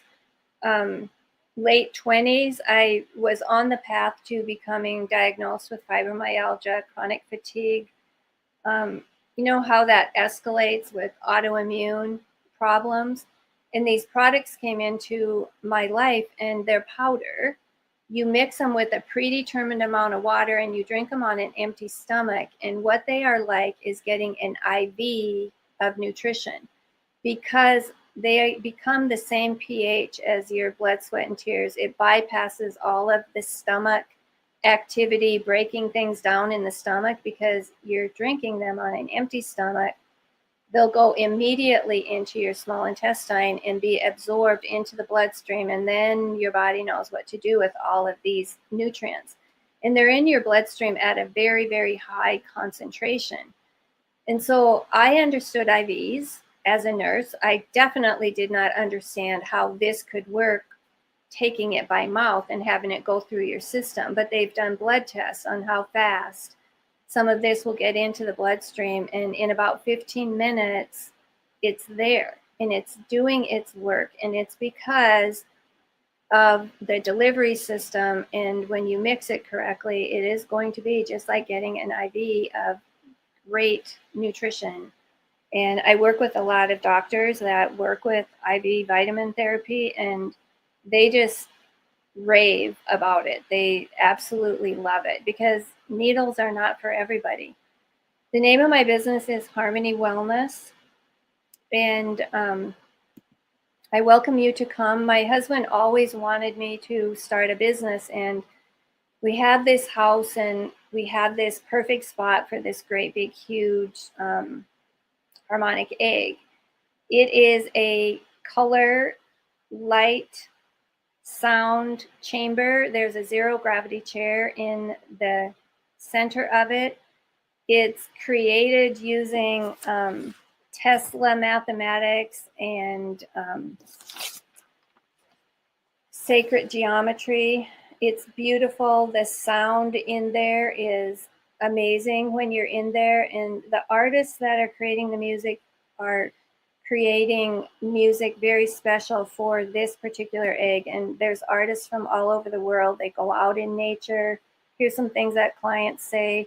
So you're going to hear whale sounds from Peru, and waterfalls and water and birds, and just the music is very, very special in this egg. And there's frequency in color. There's frequency in all the different instruments in music.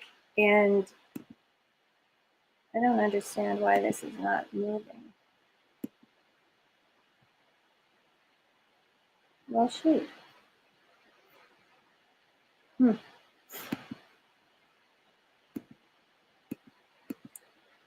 Oh. We actually even do remote sessions. Here's a picture of my mom and then all of us as kids when they were younger. And we do remote sessions, and it works the exact same way on your central nervous system as if you were actually in the egg. And it all happens because of quantum entanglement. It's the same way that prayer works. It's the same way that we can connect with cell phones. I don't know how it works, but frequency can travel as long as it knows who it's going to and the intention is there. It can happen. My grandkids love my egg. This is the gal who created the egg. She was actually at my house. One of the things to become an egg garden is you have to assemble the egg in your house. It's an amazing experience. I also have a handheld frequency scanner, and I use this every day, 24/7. It optimizes the energy after it scans your whole entire body, every aspect of your body, including toxins that might be in there. And then you can optimize the energy around your body, the frequency, so that you have a better chance of feeling better and healing. There's an animal program on there. This is just what some of it looks like when you're scanning and optimizing your body. And there's meridian chakra reports, a comprehensive report that has every part of the body that even me doing anatomy and physiology several times, there's parts of the body that come up on there that you can just go to AI, chat, GPT, and figure out where it is. And it's like spot on. It's an amazing tool. I also have a lymph drainage machine, and it uses electricity, like a little bit of electricity. Rachel's going to be able to explain this better.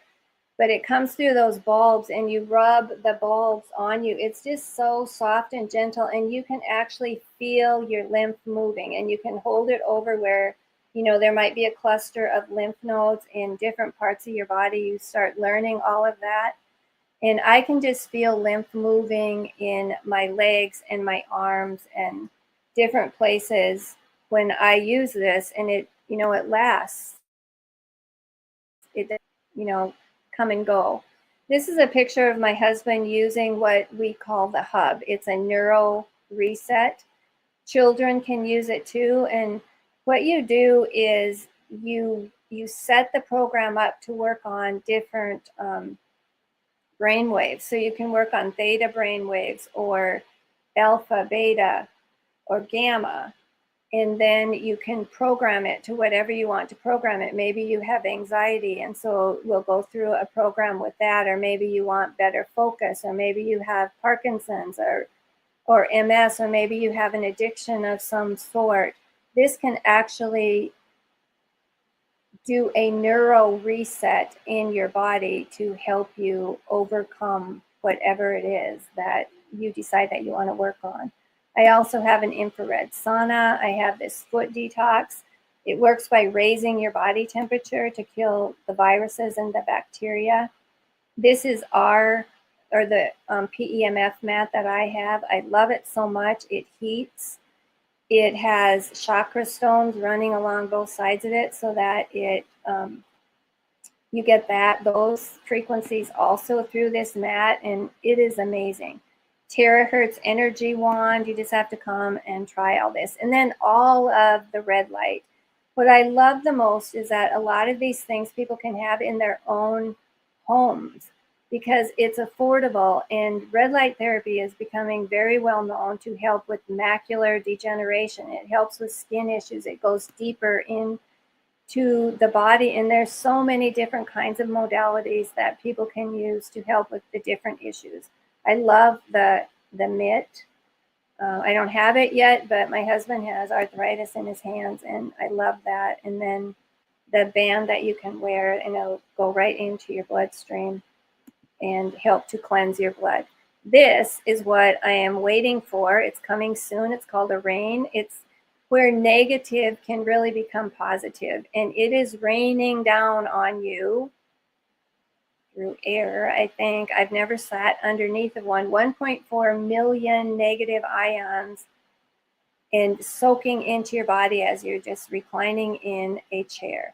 And that is my next project here, and I can't wait to get it so that people like you can come and sit in it. So I want to thank you guys for listening. I love being here. I've never been on a platform like this before, but I truly do love being here. And thank you, Tanya, for doing this. I know that you put a lot of love and work into this, and everybody that showed up to be here to listen. I appreciate you, and thank you. In gratitude, come visit me. Oh, I have some specials. So Tanya, if you want to come on back on, you can. But I do have some specials that I have never done before.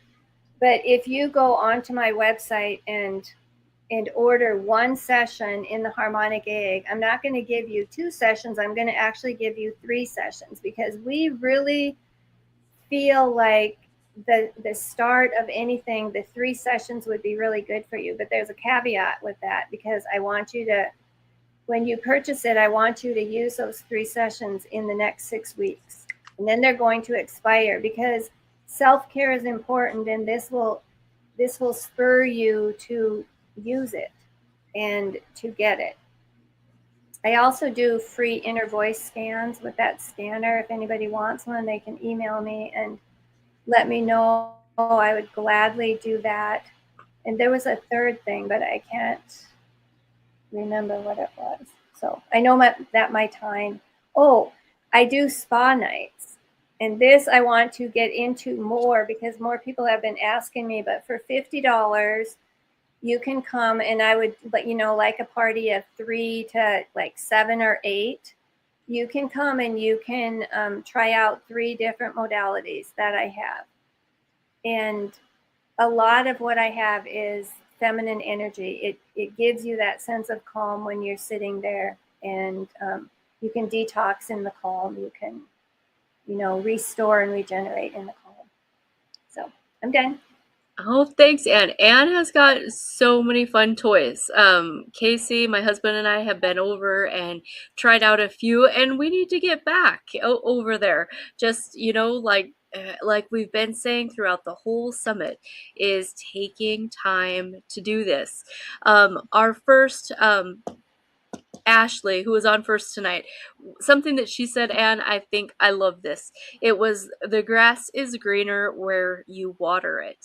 Don't you love that? Yeah. And our local community, it is, well, that's why we're doing the summit, is people like what you have at your humble little spa is like priceless. Like Anne has got, you don't find tools like she has compiled in the big cities. It's what you have is, it's really, really amazing. One of my friends, Miranda, she's on here. I had given her your information not too long ago. She needs to come see you. But yeah, this spa night, grow your email. How do you have a email list going? How do you let people know? Like, if you're doing a spa night, do you let people know, or would you rather that Miranda gets her and 4 friends and they just call you and they book their private spa night?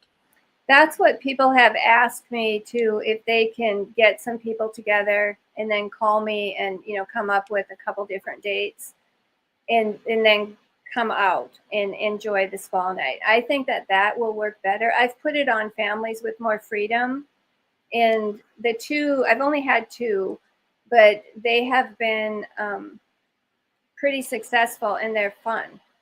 It's fun for me too. And they can't do everything that I have, because like the lymphatic drainage, it takes me in that room with them. Right, And that's kind of not included. Right, Yeah. that would be a special trip. But I've done that too, everybody, and it is totally, it's worth doing. It is, don't even consider it a splurge. Consider it non-negotiable. Mm-hmm. Yeah, like, any more questions? Some compliments there for you. Yeah, get your glasses back on, and read the comments. You've got a distance, somebody who does your egg from a distance. Sonia Swan is here. And yeah, that the company that Anne is with, that Solex, the AO Solex, I've bought a toy from her. They have got some good stuff. So hit her up about all these resources and get out there, booking an appointment. Thank you so much. Yeah, I just want to say one thing, because I appreciate the people that have been on here before me for a couple different reasons. Because I worked as a nurse for 20 years, and you have that medical mindset, and so I have all this energy. I'm learning about it. I'm not like, I don't know if I'm even as confident to say that this is going to really work for you. And so when I hear some of those people talk about the beamer and what it has done for people, and some of the other people talking, it's like, man, they have so much confidence in this invisible energy that you can't even see. And, even with the PEMF mats, you don't even necessarily feel it. I mean, things start happening in your body, but you don't feel like, something traveling up and down your body and like going into a cold plunge. Yep. And so I appreciate their confidence and their belief, because I talk about belief and faith, but sometimes I don't know, how to. Oh yeah, even it's the ego. It's our ego that wants to come and steal those simple things from us, that wants to just take that away and make it not true. And I do think, like, our beamer presentation that was on Monday, for anybody who missed that, it's consistency. That beamer would have not worked for her if she would have used it for a week and stopped. The same thing with what you do, the same thing with what I do. It's consistency. So, if someone comes out for a couple of sessions in your egg, that you can't go into that expecting a miracle all at once. The same with Awaken Wellness and what I do. It's consistency. People get amazing results because they stay consistent. They don't give up. And we saw it even as nurses. People would come into the walk-in clinic with this fat finger, or pain somewhere, and like, well, what are you doing for it? Well, I took a dose of ibuprofen. It didn't work. I'm like, one dose, and it didn't work. So it's those little things. Or somebody's got a rash head to toe, and they come into the walk-in clinic. What are you doing for it? Did you take Benadryl? I took a dose and the rash was still there. It's just, it's that consistency. If we would all take the thinking like, okay, you eat every day, right? You don't not do that. You don't neglect to do that. If we have to, like you said, make it a priority. The dishes can wait. This is what I've decided to do for me. And it's that thing. We all have to draw the line. Later in life, we have a little bit more time, I think, to do that. It's the busy moms and, running 3 kids to this place and that place that really need us, that they need to be smarter than we were at that age. And they need to start figuring out, maybe it's even their prayer closet, how to consistently get in there every day. Just those little things. But thank you so much. You can keep looking at the comments while I do this quick drawing. You'll see me, but I can't see you guys. I'm going to draw for our next winner of this hour.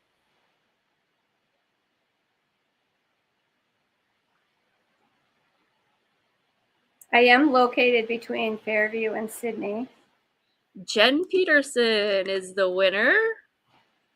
And all right, awesome. Just gonna write it down because best not to trust my memory. All right, thank you so much. Yeah, when the first time, I don't know why my MapQuest did me dirty the first time I ever tried to find your place, but she's right between us in Sydney. Easy to find once you've been there once. So you guys, you really need to take her up on that offer. Now, and I forgot to warn you. So this is replay, right? So be specific. If somebody watches this 6 months from now on the replay and calls you up and says, Anne, you said that I could have a buy one, get 2 more free on that egg. Is that still an offer, or is that just for people who are on the live right now?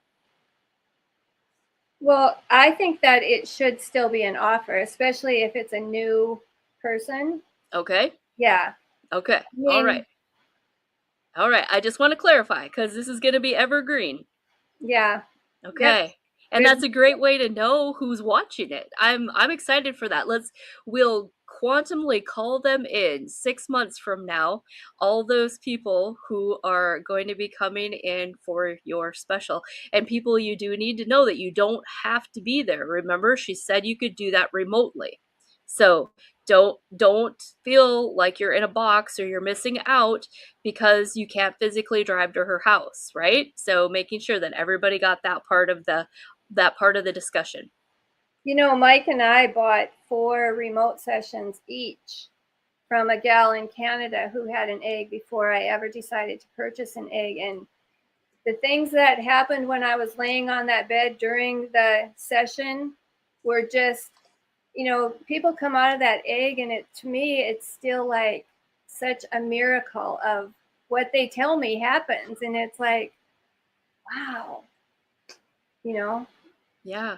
Yeah, and partly because they took the time to get still for that allotted time. Mm-hmm. Yeah. And they had intention behind it, just like you say. Yeah, for sure. All right, thank you so much. Yes, have a good night. Thanks. All right, thanks everybody for who is still with us. I am next. So what I have brought up to talk about tonight hopefully isn't just too much Tanya rattling, but I don't have any slides or anything like that. I'm just going to talk about a stage of awakened wellness that I'm ready to develop a little bit further. I had been somewhat shy about kids, and I'm always going to be shy about pregnant people. That's never going to be my specialty. You're always going to get the CYA cover your ass answer from me about pregnancy is go talk to your doctor. That one I'm probably never going to be comfortable with, but I'm getting more comfortable with kids. And the reason that kids have been a little bit tough for me is because I wasn't here. I wasn't this version of Tanya when my kids were little. When my kids were little, they ate red hot dogs. They were on soy formula. I didn't breastfeed. They were fully vaccinated, you know. So I didn't have my own kids to experiment on in this side of what I'm doing and how things are. So I just want to really be clear about that. I'm not an expert in this field. No matter what we do, we're practicing, right? So just like everyone, I'm not here because I'm doing everything right, but I am here and I'm studying more on the kids side, and I'm because I know that there's a need for it. With my grandkids, you know, there's a little experimenting, but it's still different than the mom connection, right?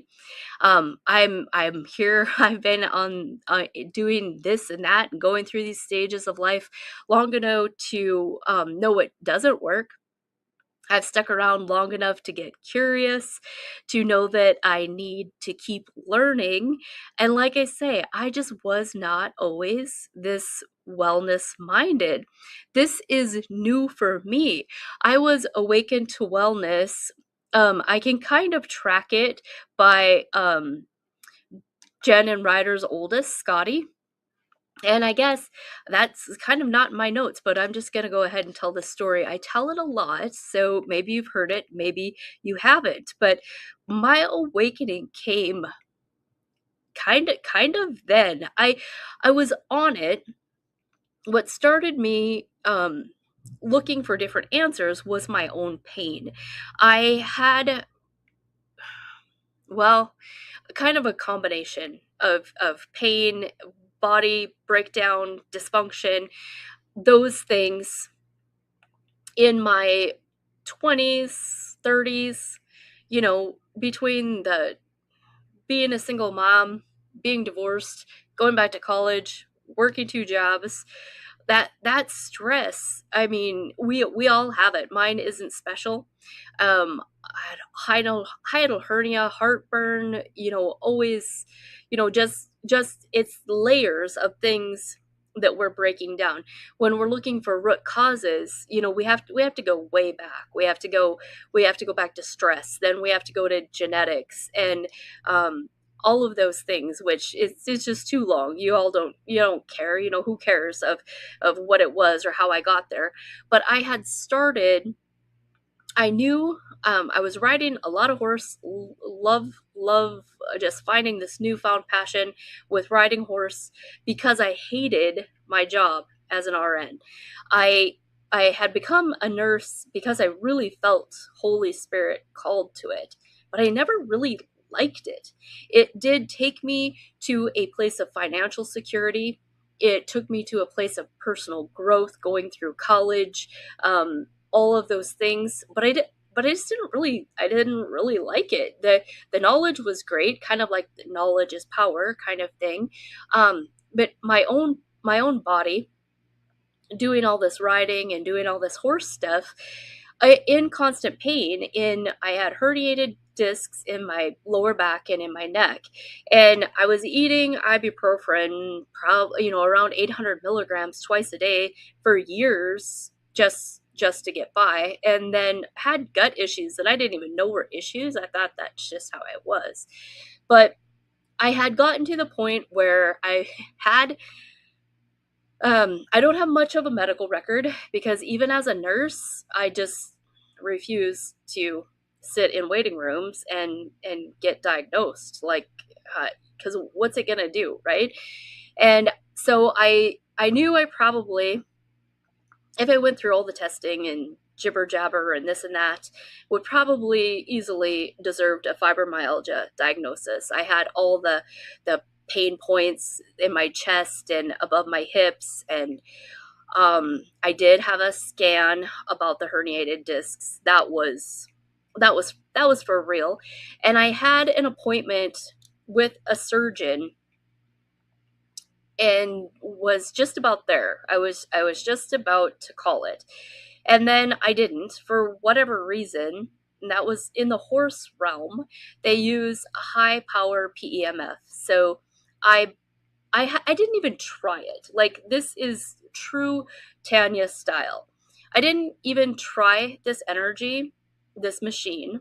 I just heard about it, and it really, the testimonies on horses were pretty wild. I didn't really hear too many people talking about it, but without even trying it, like, there was people in North Dakota. I could have went and booked an appointment with somebody's horse machine and tried it, but no, I didn't.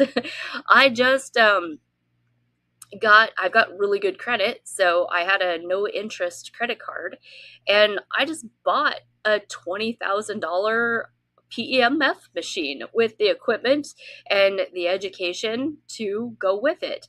And then to justify this big expense to get the thing paid off, I started working a little bit on other people's animals, working on other people a little bit, and just using the thing myself. And that got me major pain relief. And now when I look back on that, I almost don't remember that phase of my life, or I almost don't remember how bad it was. So praise the Lord, right, that you don't remember these things. But that kind of got me to questioning more things, got me down, whether it was podcasts or what, got to wondering and getting sugar out of my life, getting inflammation down, just little things like that. First, I landed at a company called LifeVantage that has a really good product. I used that for a couple of years. And and then just kept going. And then it was really Jen and her story that got my eyes really open to things that I never thought about. I had never even thought about. So as a nurse, and like, I don't feel like I need to like repent or ask for forgiveness for giving vaccines as a nurse. It was just part of the job. Like, I never considered myself a vaccine salesman. You know, I didn't really talk to anybody about it. You just did what the doctor said was required at this visit. Not kids, usually flu shots, whatever. But I honestly did not have an opinion about it one way or the other. Like, hadn't given two craps about it. It was just something I didn't even think about. And later, it's hard to tell this timeline without skipping around.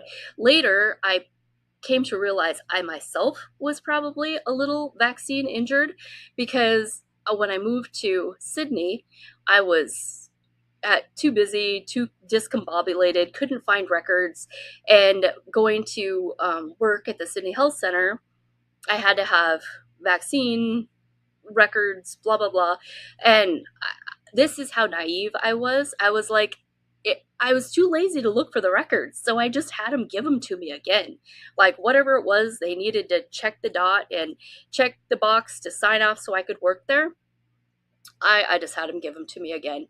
And really, when I start to put the pieces together, well, my health definitely, my pain definitely didn't get better after that, right? So anyway, Jen is like, we're having a baby, and I think we're not going to vaccinate. So my first thought was, whoa, well, okay. Like, it didn't matter to me one way or another, but I did know that, like, I just felt like, okay, I'm going to have to help you, because working in the healthcare system, working in walk-in clinics, working in the hospitals, I know that even the nicest, cutest nurses say really nasty things about the anti-vaxxers in the break room. That's what I knew. And that's what I didn't want to happen. So I'm like, okay, I'll go to your appointments with you. Like, you're going to get bullied. You just tell me what this looks like and how I can help. So that led me to going to I guess, kind of a rally education of sort. I don't know, whatever. I just saw it probably on Facebook and was like, all right, I need to know what these people are talking about that are politically motivated to stand up to vaccine mandates. So I went to this speech, and the keynote speaker, or whoever you say, was Dr. Patrick Flynn from the Wellness Way. And what this guy was saying, like, woo, like, that's why I was there. It was one of those situations where going to Bismarck at that time was not convenient. I did not want to go. I did not want to drive 4 hours. The timing was not very good, but I knew that there was something for me there, that there was a pivotal thing that wasn't just about supporting Jen. There was a pivotal thing. So when I got there, I was like, this is it. What this guy, and really, I mean, I don't really love that guy. He's kind of a male chauvinist, whatever. But what he was saying about your body and healing and hormones and all this stuff, I was like, yeah, this makes sense. This is what I've been thinking my whole life. This is why I wouldn't go on gabapentin for fibromyalgia, or live on muscle relaxers, or this or that or the other thing. So I knew at that moment in that presentation that this is the bus I was getting on. And it took some time. It took some classes. It took 18 months, 12 months to get like a certification and really the certification, I have the education. The certification is somewhat worthless because it's not like a state certification. It's just Patrick Flynn's Wellness Way program, right? But that opened up so many doors for me. That's why I was training horses, because I was so mad at life. Like, not mad, like stuck. Like, I didn't want to learn about healthcare. I didn't want to do anything new. I didn't want to hear any new science, but I worked as a nurse because, one, I paid dearly for the education, and two, it was a good paycheck, right?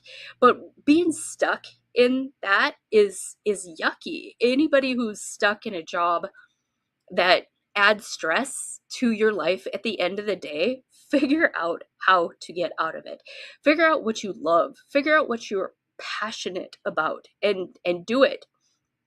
So that things just kept blooming. I kept digging, I kept learning.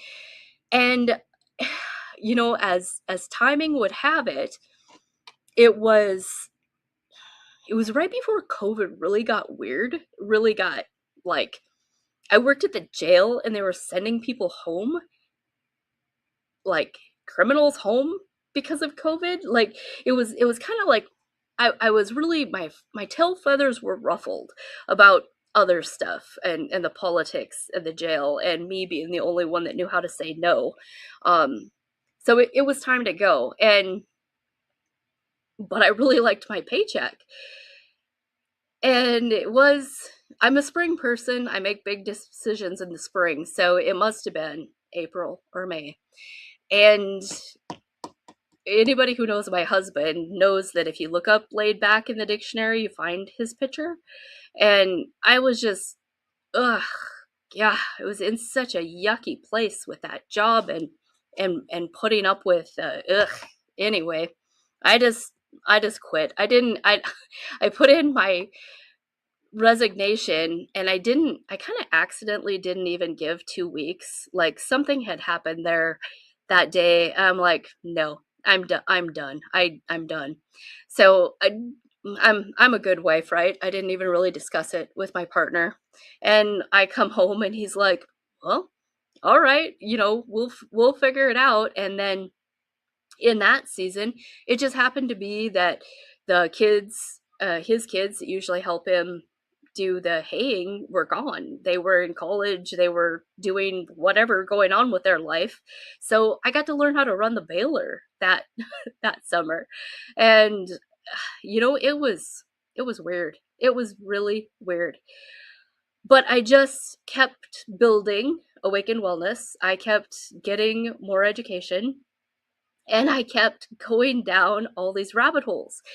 So I really feel like my calling now is to help people to stay balanced with all this information, right? There's so much stuff that I know that I don't want to know. I have a pretty even keeled personality, and I don't get in fear about stuff. I don't get in anxiety about stuff. So this started out, I mean, I had notes and none of it had anything to do with this. But when I started out today thinking I'm ready to be a little bit braver with other people's kids, is faith in the process. I've spent the last, 6 years working on mostly adults, and I'm ready to say that I'm brave enough to help kids. And not only kids, but their moms, right? And so the kids that I do have in my life are awesome. And maybe I'll tell you one of the really confidence builders for me with this kid thing. It's really the moms. Is it ever the kid? It's really the moms. The kid is an extension of the mom. And we need to, us gray-haired people, me, everybody, we need to give back moms. We need to give back their permission listen to their intuition, to know what their gut instinct is. They know. And when so many people,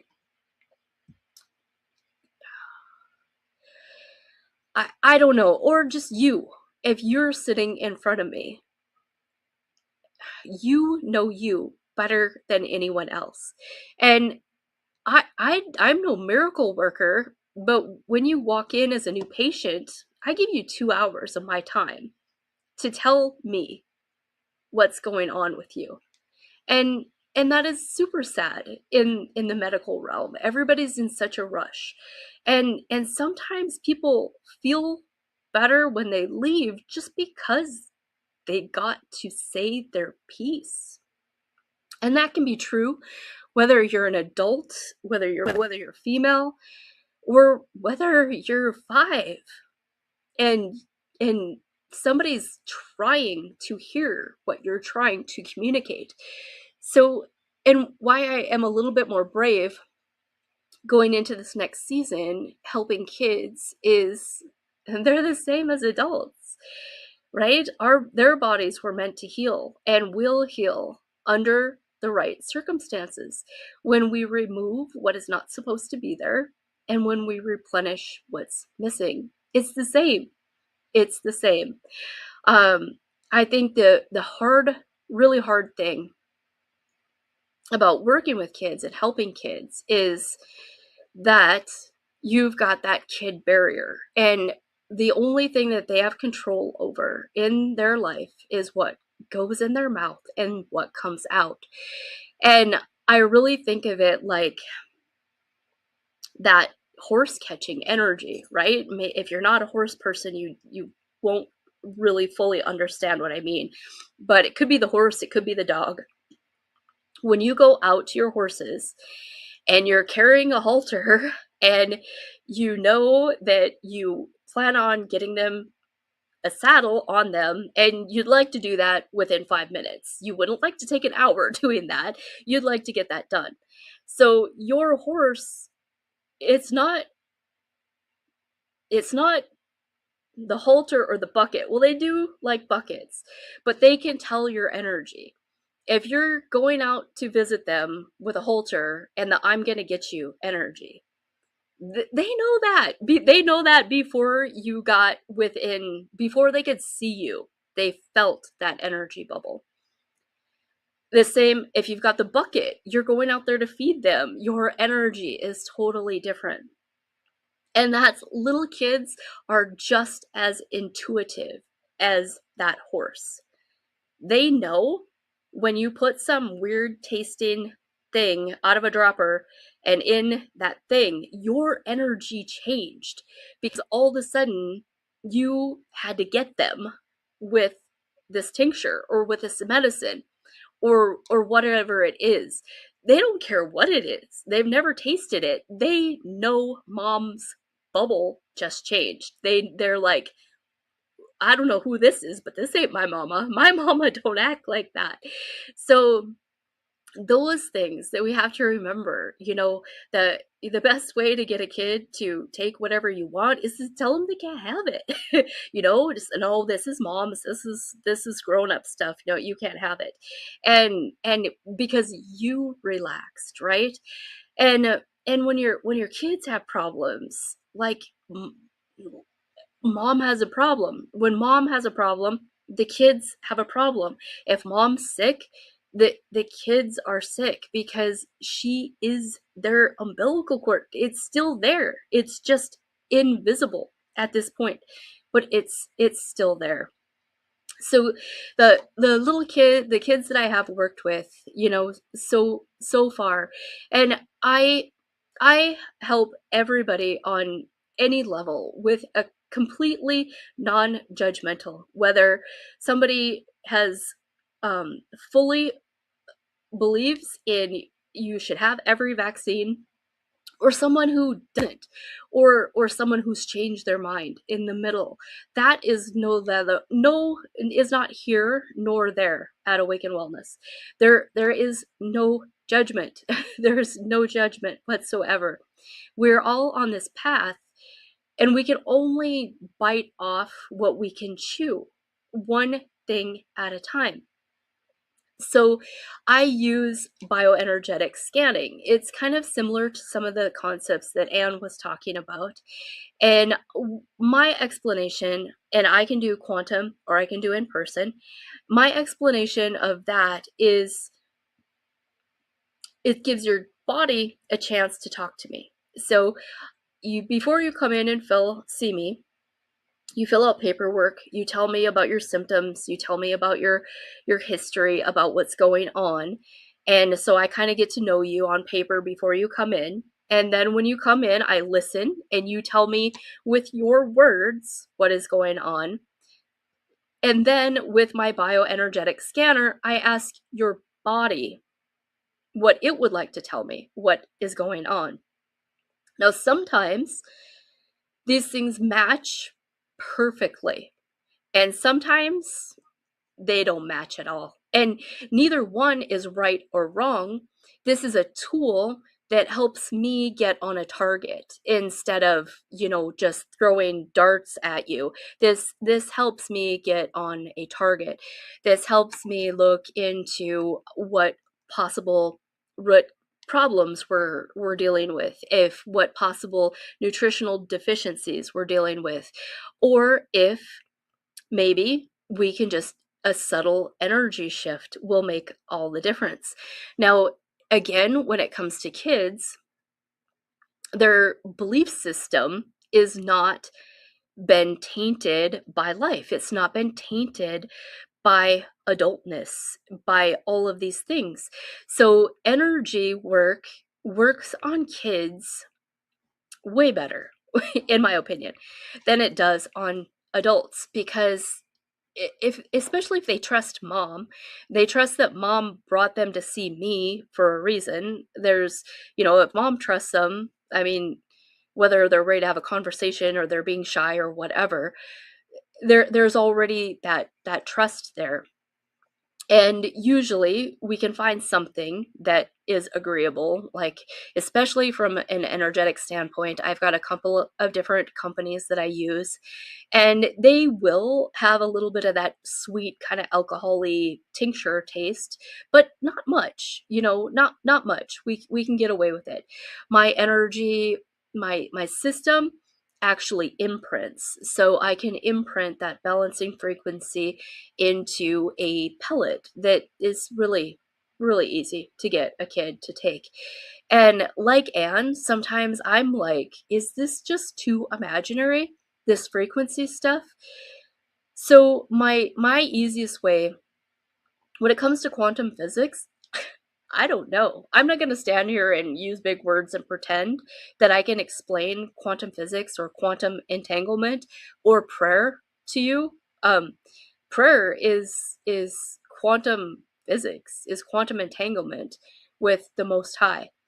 When you get a gut feeling about somebody, you pick up the phone, or somebody's on your heart all of a sudden, or your mind, you just say a prayer for them. That's quantum entanglement. Another way I usually explain it is like your radio station, or your radio, your fax machine, your cell phone. All these things are frequencies that, how does that work? I don't know.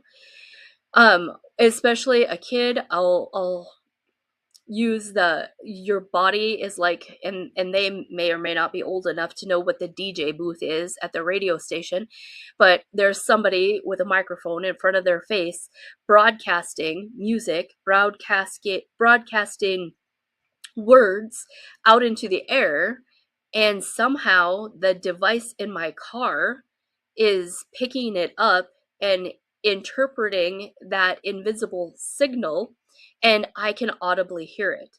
So that's what my system is how you explain it. Your body, whether you realize it or not, like some people can tell where their bubble is, and they're really sensitive to other people's bubble, other people's auras, other people's frequencies.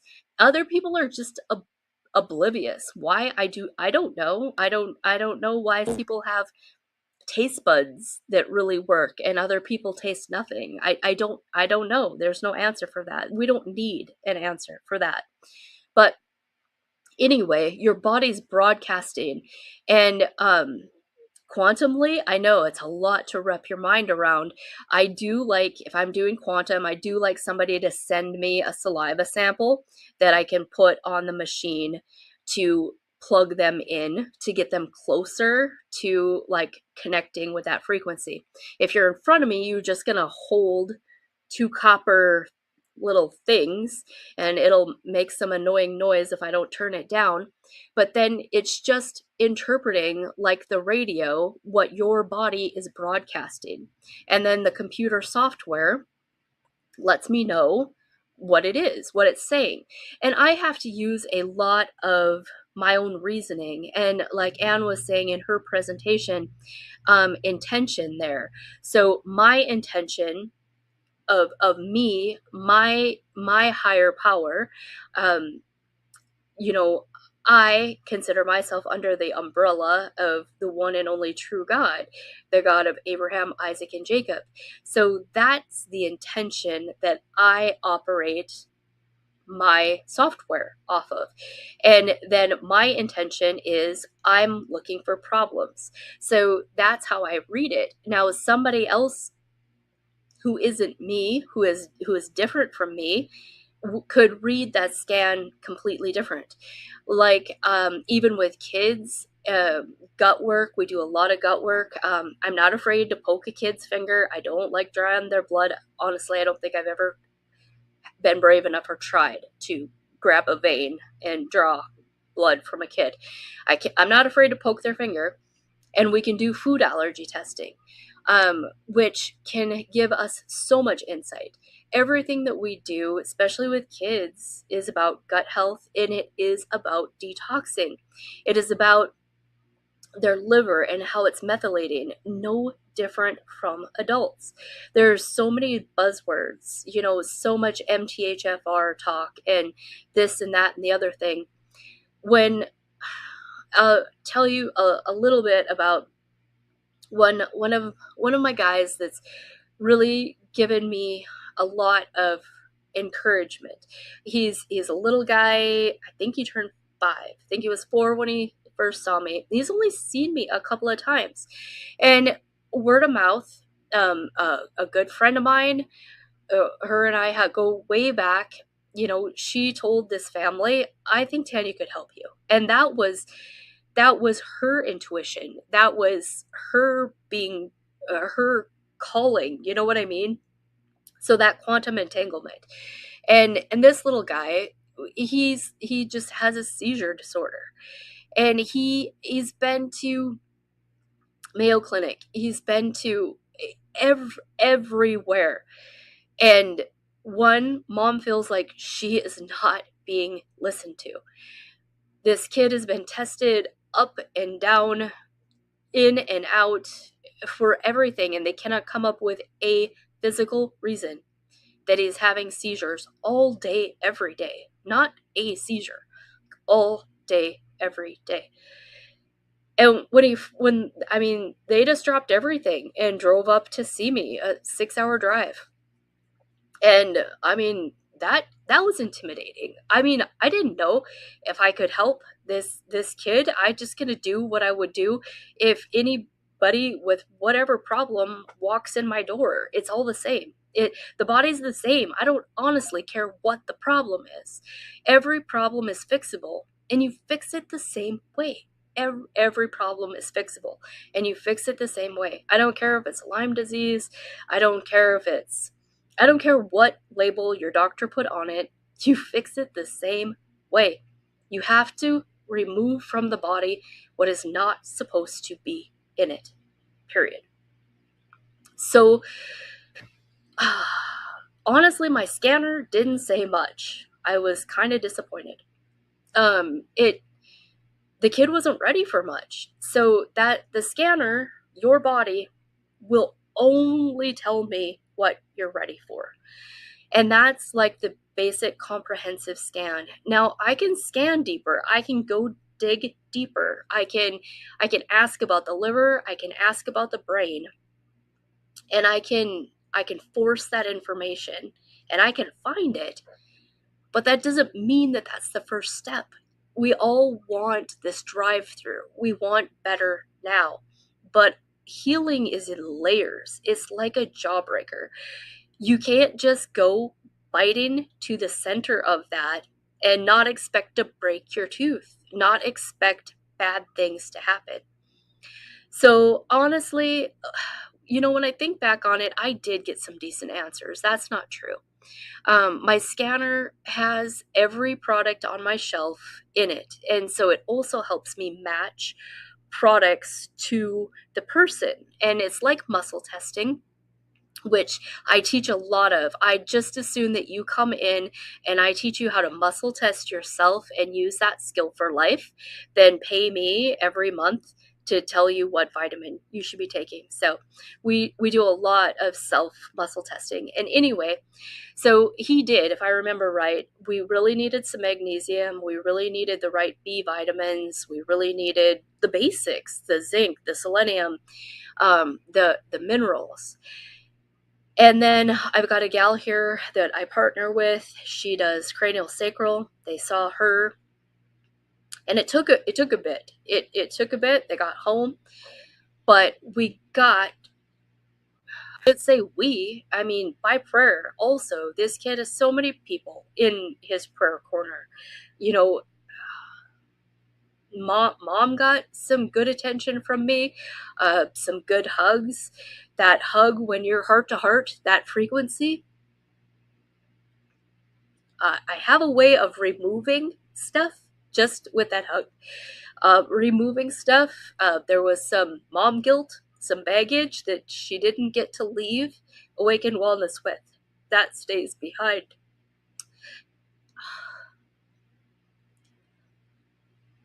Yeah, there's that emotion. It's a big deal. It's a blessing, and it is, and it can be a burden. But I don't carry those things longer than for that instant. I'm not taking her burden with me. Where it goes, we do know. If you have faith, you know where it goes. But sometimes you need someone to help pull it. It's a weed, it's a root, and you have to have someone help pull it. So, yeah, anyway, I just need to let my energy shift for a while. And I assume, because I'm emotional, there was some of that root left behind, and she needs that hug again. So virtually, that's what my spirit's doing right now. If I'm this emotional, there's still a root left behind. She's still kind of having a hard time. So we'll go back there. We'll work on that. So anyway, he's doing pretty good. He's not seizure free. He had an episode where mom thought he caught a bug, but my gut says we were pushing too hard. I was pushing too hard. We were doing detox work. We had done a urine toxicity test, which you just have to pee in a cup. It's really easy to do. And this little guy who had been, and then just all the scans, all of the medical exposure and all the head scans and all that CT dye. So there was that. Mom knew about vaccines. She had major guilt and shame about prenatal, some vaccines that she got while she was pregnant. That was really heavy on her heart. And when we got those results back, the heavy metals, the pile of heavy metals in a kid who's only been on the planet for 4 years was off the charts. Like all the way over on the red and maybe further. That was as far as the test went. Other things, just that we have in our terrain, mold and stuff, from the environment, but those heavy metals, and that's the kind of test that I don't have to really tell the parents or anybody the results too much, because they get on Google and it doesn't take them long to draw their own conclusions. But in one, I can't even rattle off what those heavy metals were, but that was an effect, is seizures. So we're working layer by layer. Like I said, we're doing good, and his seizures had subsided. And she gave me a text and said that everybody caught a bug and he had gotten sick, and the seizures had come back, not like full on like they were all day every day, but that was my cue. Then we needed to pull some of these things back. We had started some of the parasite work, and they assume that he's pooping good, and I'm like, well, it's not good enough. We're pushing too hard. And most of the time I don't really believe people get sick. They're detoxing. Something's trying to get out of you. If you're puking, if you've got diarrhea, if you've got a rash, if you've got a fever, something's trying to get out of you. Your body's trying to push something out of you that you were recently exposed to.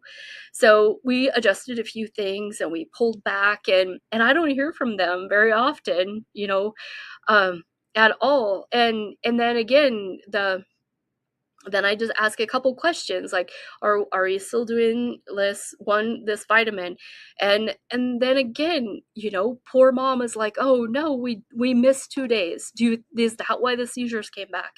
I can't imagine what moms that know more, like these crunchy moms, I can't imagine when you know more, and then you're trying to protect your child from everything, from gluten to food dyes to Roundup to chemtrails to magnetic energy, and they're on the internet at school all day, and now you're thinking the Wi-Fi is killing them, and how easy it would be to get into this really, really fearful place and just out of balance and afraid of everything. And like, no, it's not your fault because you missed 3 doses. That is not your fault.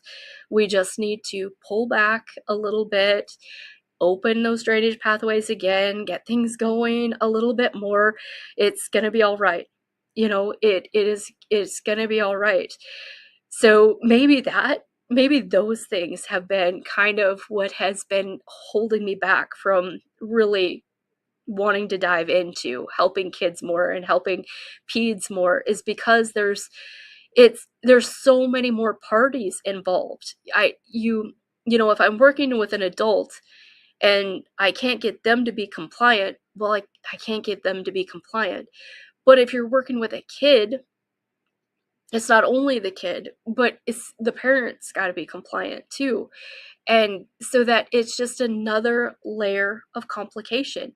It's another layer. It feels like another layer of responsibility for me. So if you're a praying person, pray for me as I boldly feel like I'm ready to step into helping kids more and helping moms more. I guess I really feel passionate about. I hope in the future I have some partners at Awakened Wellness. I hope that there's a crunchy young mom out there who has done all this experimenting on her own kids, or pregnant moms that have experimented on themselves when they were pregnant, that are out there and who are being primed and ready to partner with me. So I have help. We're going to get busier. All of us practitioners here on the summit, with or without this summit, we're going to get busier because people are opening their minds. People are changing. People want different answers.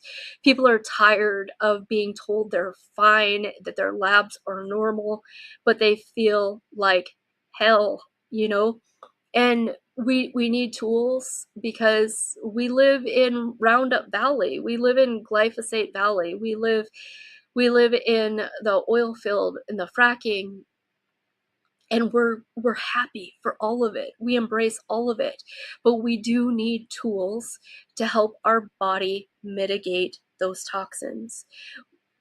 We're not going to become protesters. We're not going to get rid of these things.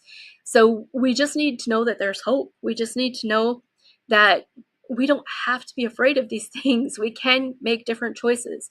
We can pick organic whenever possible. We can buy our, you know, I want us to build a community. You know, if moms are out there making some extra cash canning or fermenting or making sourdough, and they're out there offering it for sale, buy it from them. Like myself, I don't like to cook. I have no desire to do any of that, but I could be a damn good customer.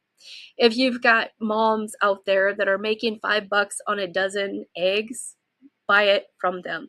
It is one of my dreams for Awaken Wellness to be that connection point. I myself, I like to buy this stuff, but I do not like to run around town at specific times and pick stuff up. Like I just, it just will keep me from doing it. So Awaken Wellness is a great drop-off point. I've got a couple of customers that do the sourdough drop-off, and we are happy to be that for people. And selfishly, it gives people a reason to walk through the door and say hi, and there might be something else on Awaken Wellness shelf that they need. So this, I'm just, you know, throw the camera on and start talking. Almost nothing that I said tonight was what I planned on saying, but that is, that's how I roll. I like to be inspired. I like to let the spirit guide me, and I too am desperately trying to plug back in to my intuition. I will say, and I'm gonna be really, really bold about this. If you don't know about parasites, if you don't know, if you've never done a parasite cleanse, oh my gosh, I could really get on my soapbox, but I've been talking for a long time. What time is it? I could really get on my soapbox. It's so trendy, parasite cleansing is, and it is so needed, but oh my goodness, it can make such a mess. It can make such a mess, especially a normal healthy person or even a kid. You can get away with doing a lot. But if a person who has got known chronic pain, known autoimmune disease, or a history of cancer, please get with someone like myself or Dr. Keller, or some of the other practitioners here, and don't haphazardly start doing a parasite cleanse. Now, I have got really good hybrid binders. Binders to me are like dusting your house. Binders, you don't have to do a parasite cleanse before you're on a binder. A binder is like dusting your house. That is like, it's just like lightly helping your body absorb toxins. But those work, one, when you're young and you're not sick, but two, in as a follow-up program after you've done. For me, anybody who walks in my door, I would love to have them do a 120-day foundational detox and parasite cleanse. And it's so funny, one of the presenters that you haven't heard from yet, she's on here, I see her in the comments, she's like, oh, I see the sign in front of your sign that says parasite cleanse, and it just, what, you know, like, it gives her the jeebies even thinking about it. I've never even thought of it that way. You know, I've got it right in my yard, detox and parasite cleanse. Like, I mean, to me, it's just a way of life. Like, it's a spiritual thing. And, I lost a lot of my YouTube videos. They like what I have to say, but TikTok, you can find me on TikTok. You have to scroll way back to when I first got on there to see my disgusting poop videos. Like, I'm a nurse, I poop. Like, who wants to see what came out of my poop? Like, I've got the parasite videos, and I had done a lot of healing. I had spent a lot of money on Wellness Way supplements.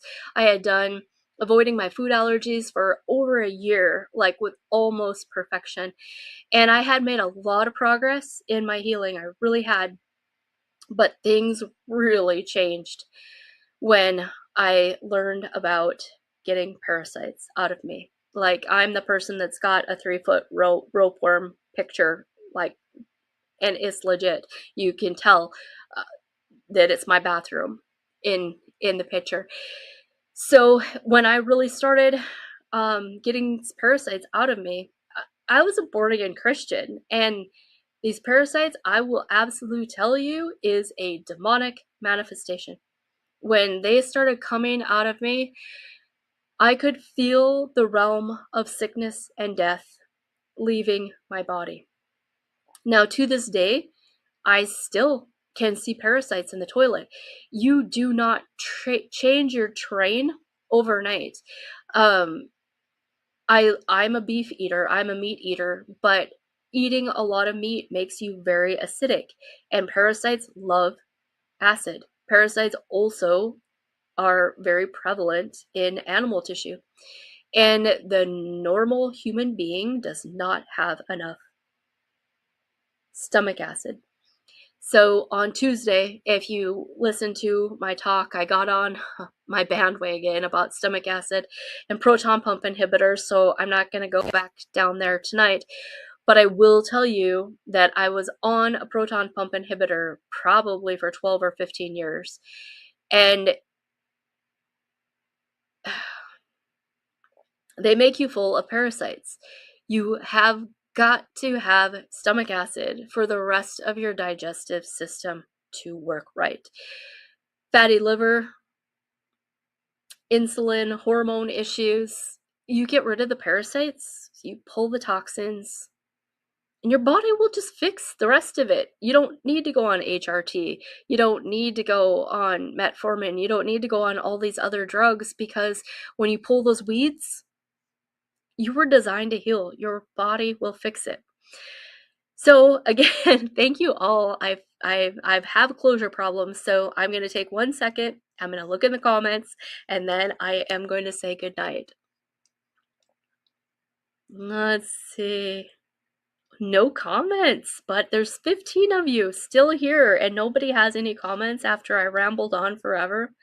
I will say that in the future, I'm gonna do a VIP family package where the kids' scans will be unlimited. The package price includes the parents because you have to work on the adults. And then the kids' scans are unlimited. You get a discount on any required supplements. And the parents or the kids can do ionic foot baths, kids can do red light, they can do PEMF. The package includes 2 monthly sessions for whoever in the family. I do ozone in ear treatments, like ozone for ear infections and things like that. That is unlimited and free in the package. So that's something that Awaken Wellness is going to be bringing in. I'm going to if you're still sitting with me, I'm going to do this drawing. And if you have any comments, you can do them. I'll look in a second.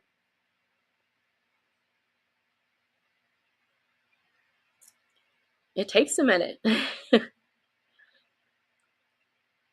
Jeannie Gardner is the winner. Jeannie is not from here. Jeannie is a colleague of mine. So that's awesome. I will be definitely mailing her prize.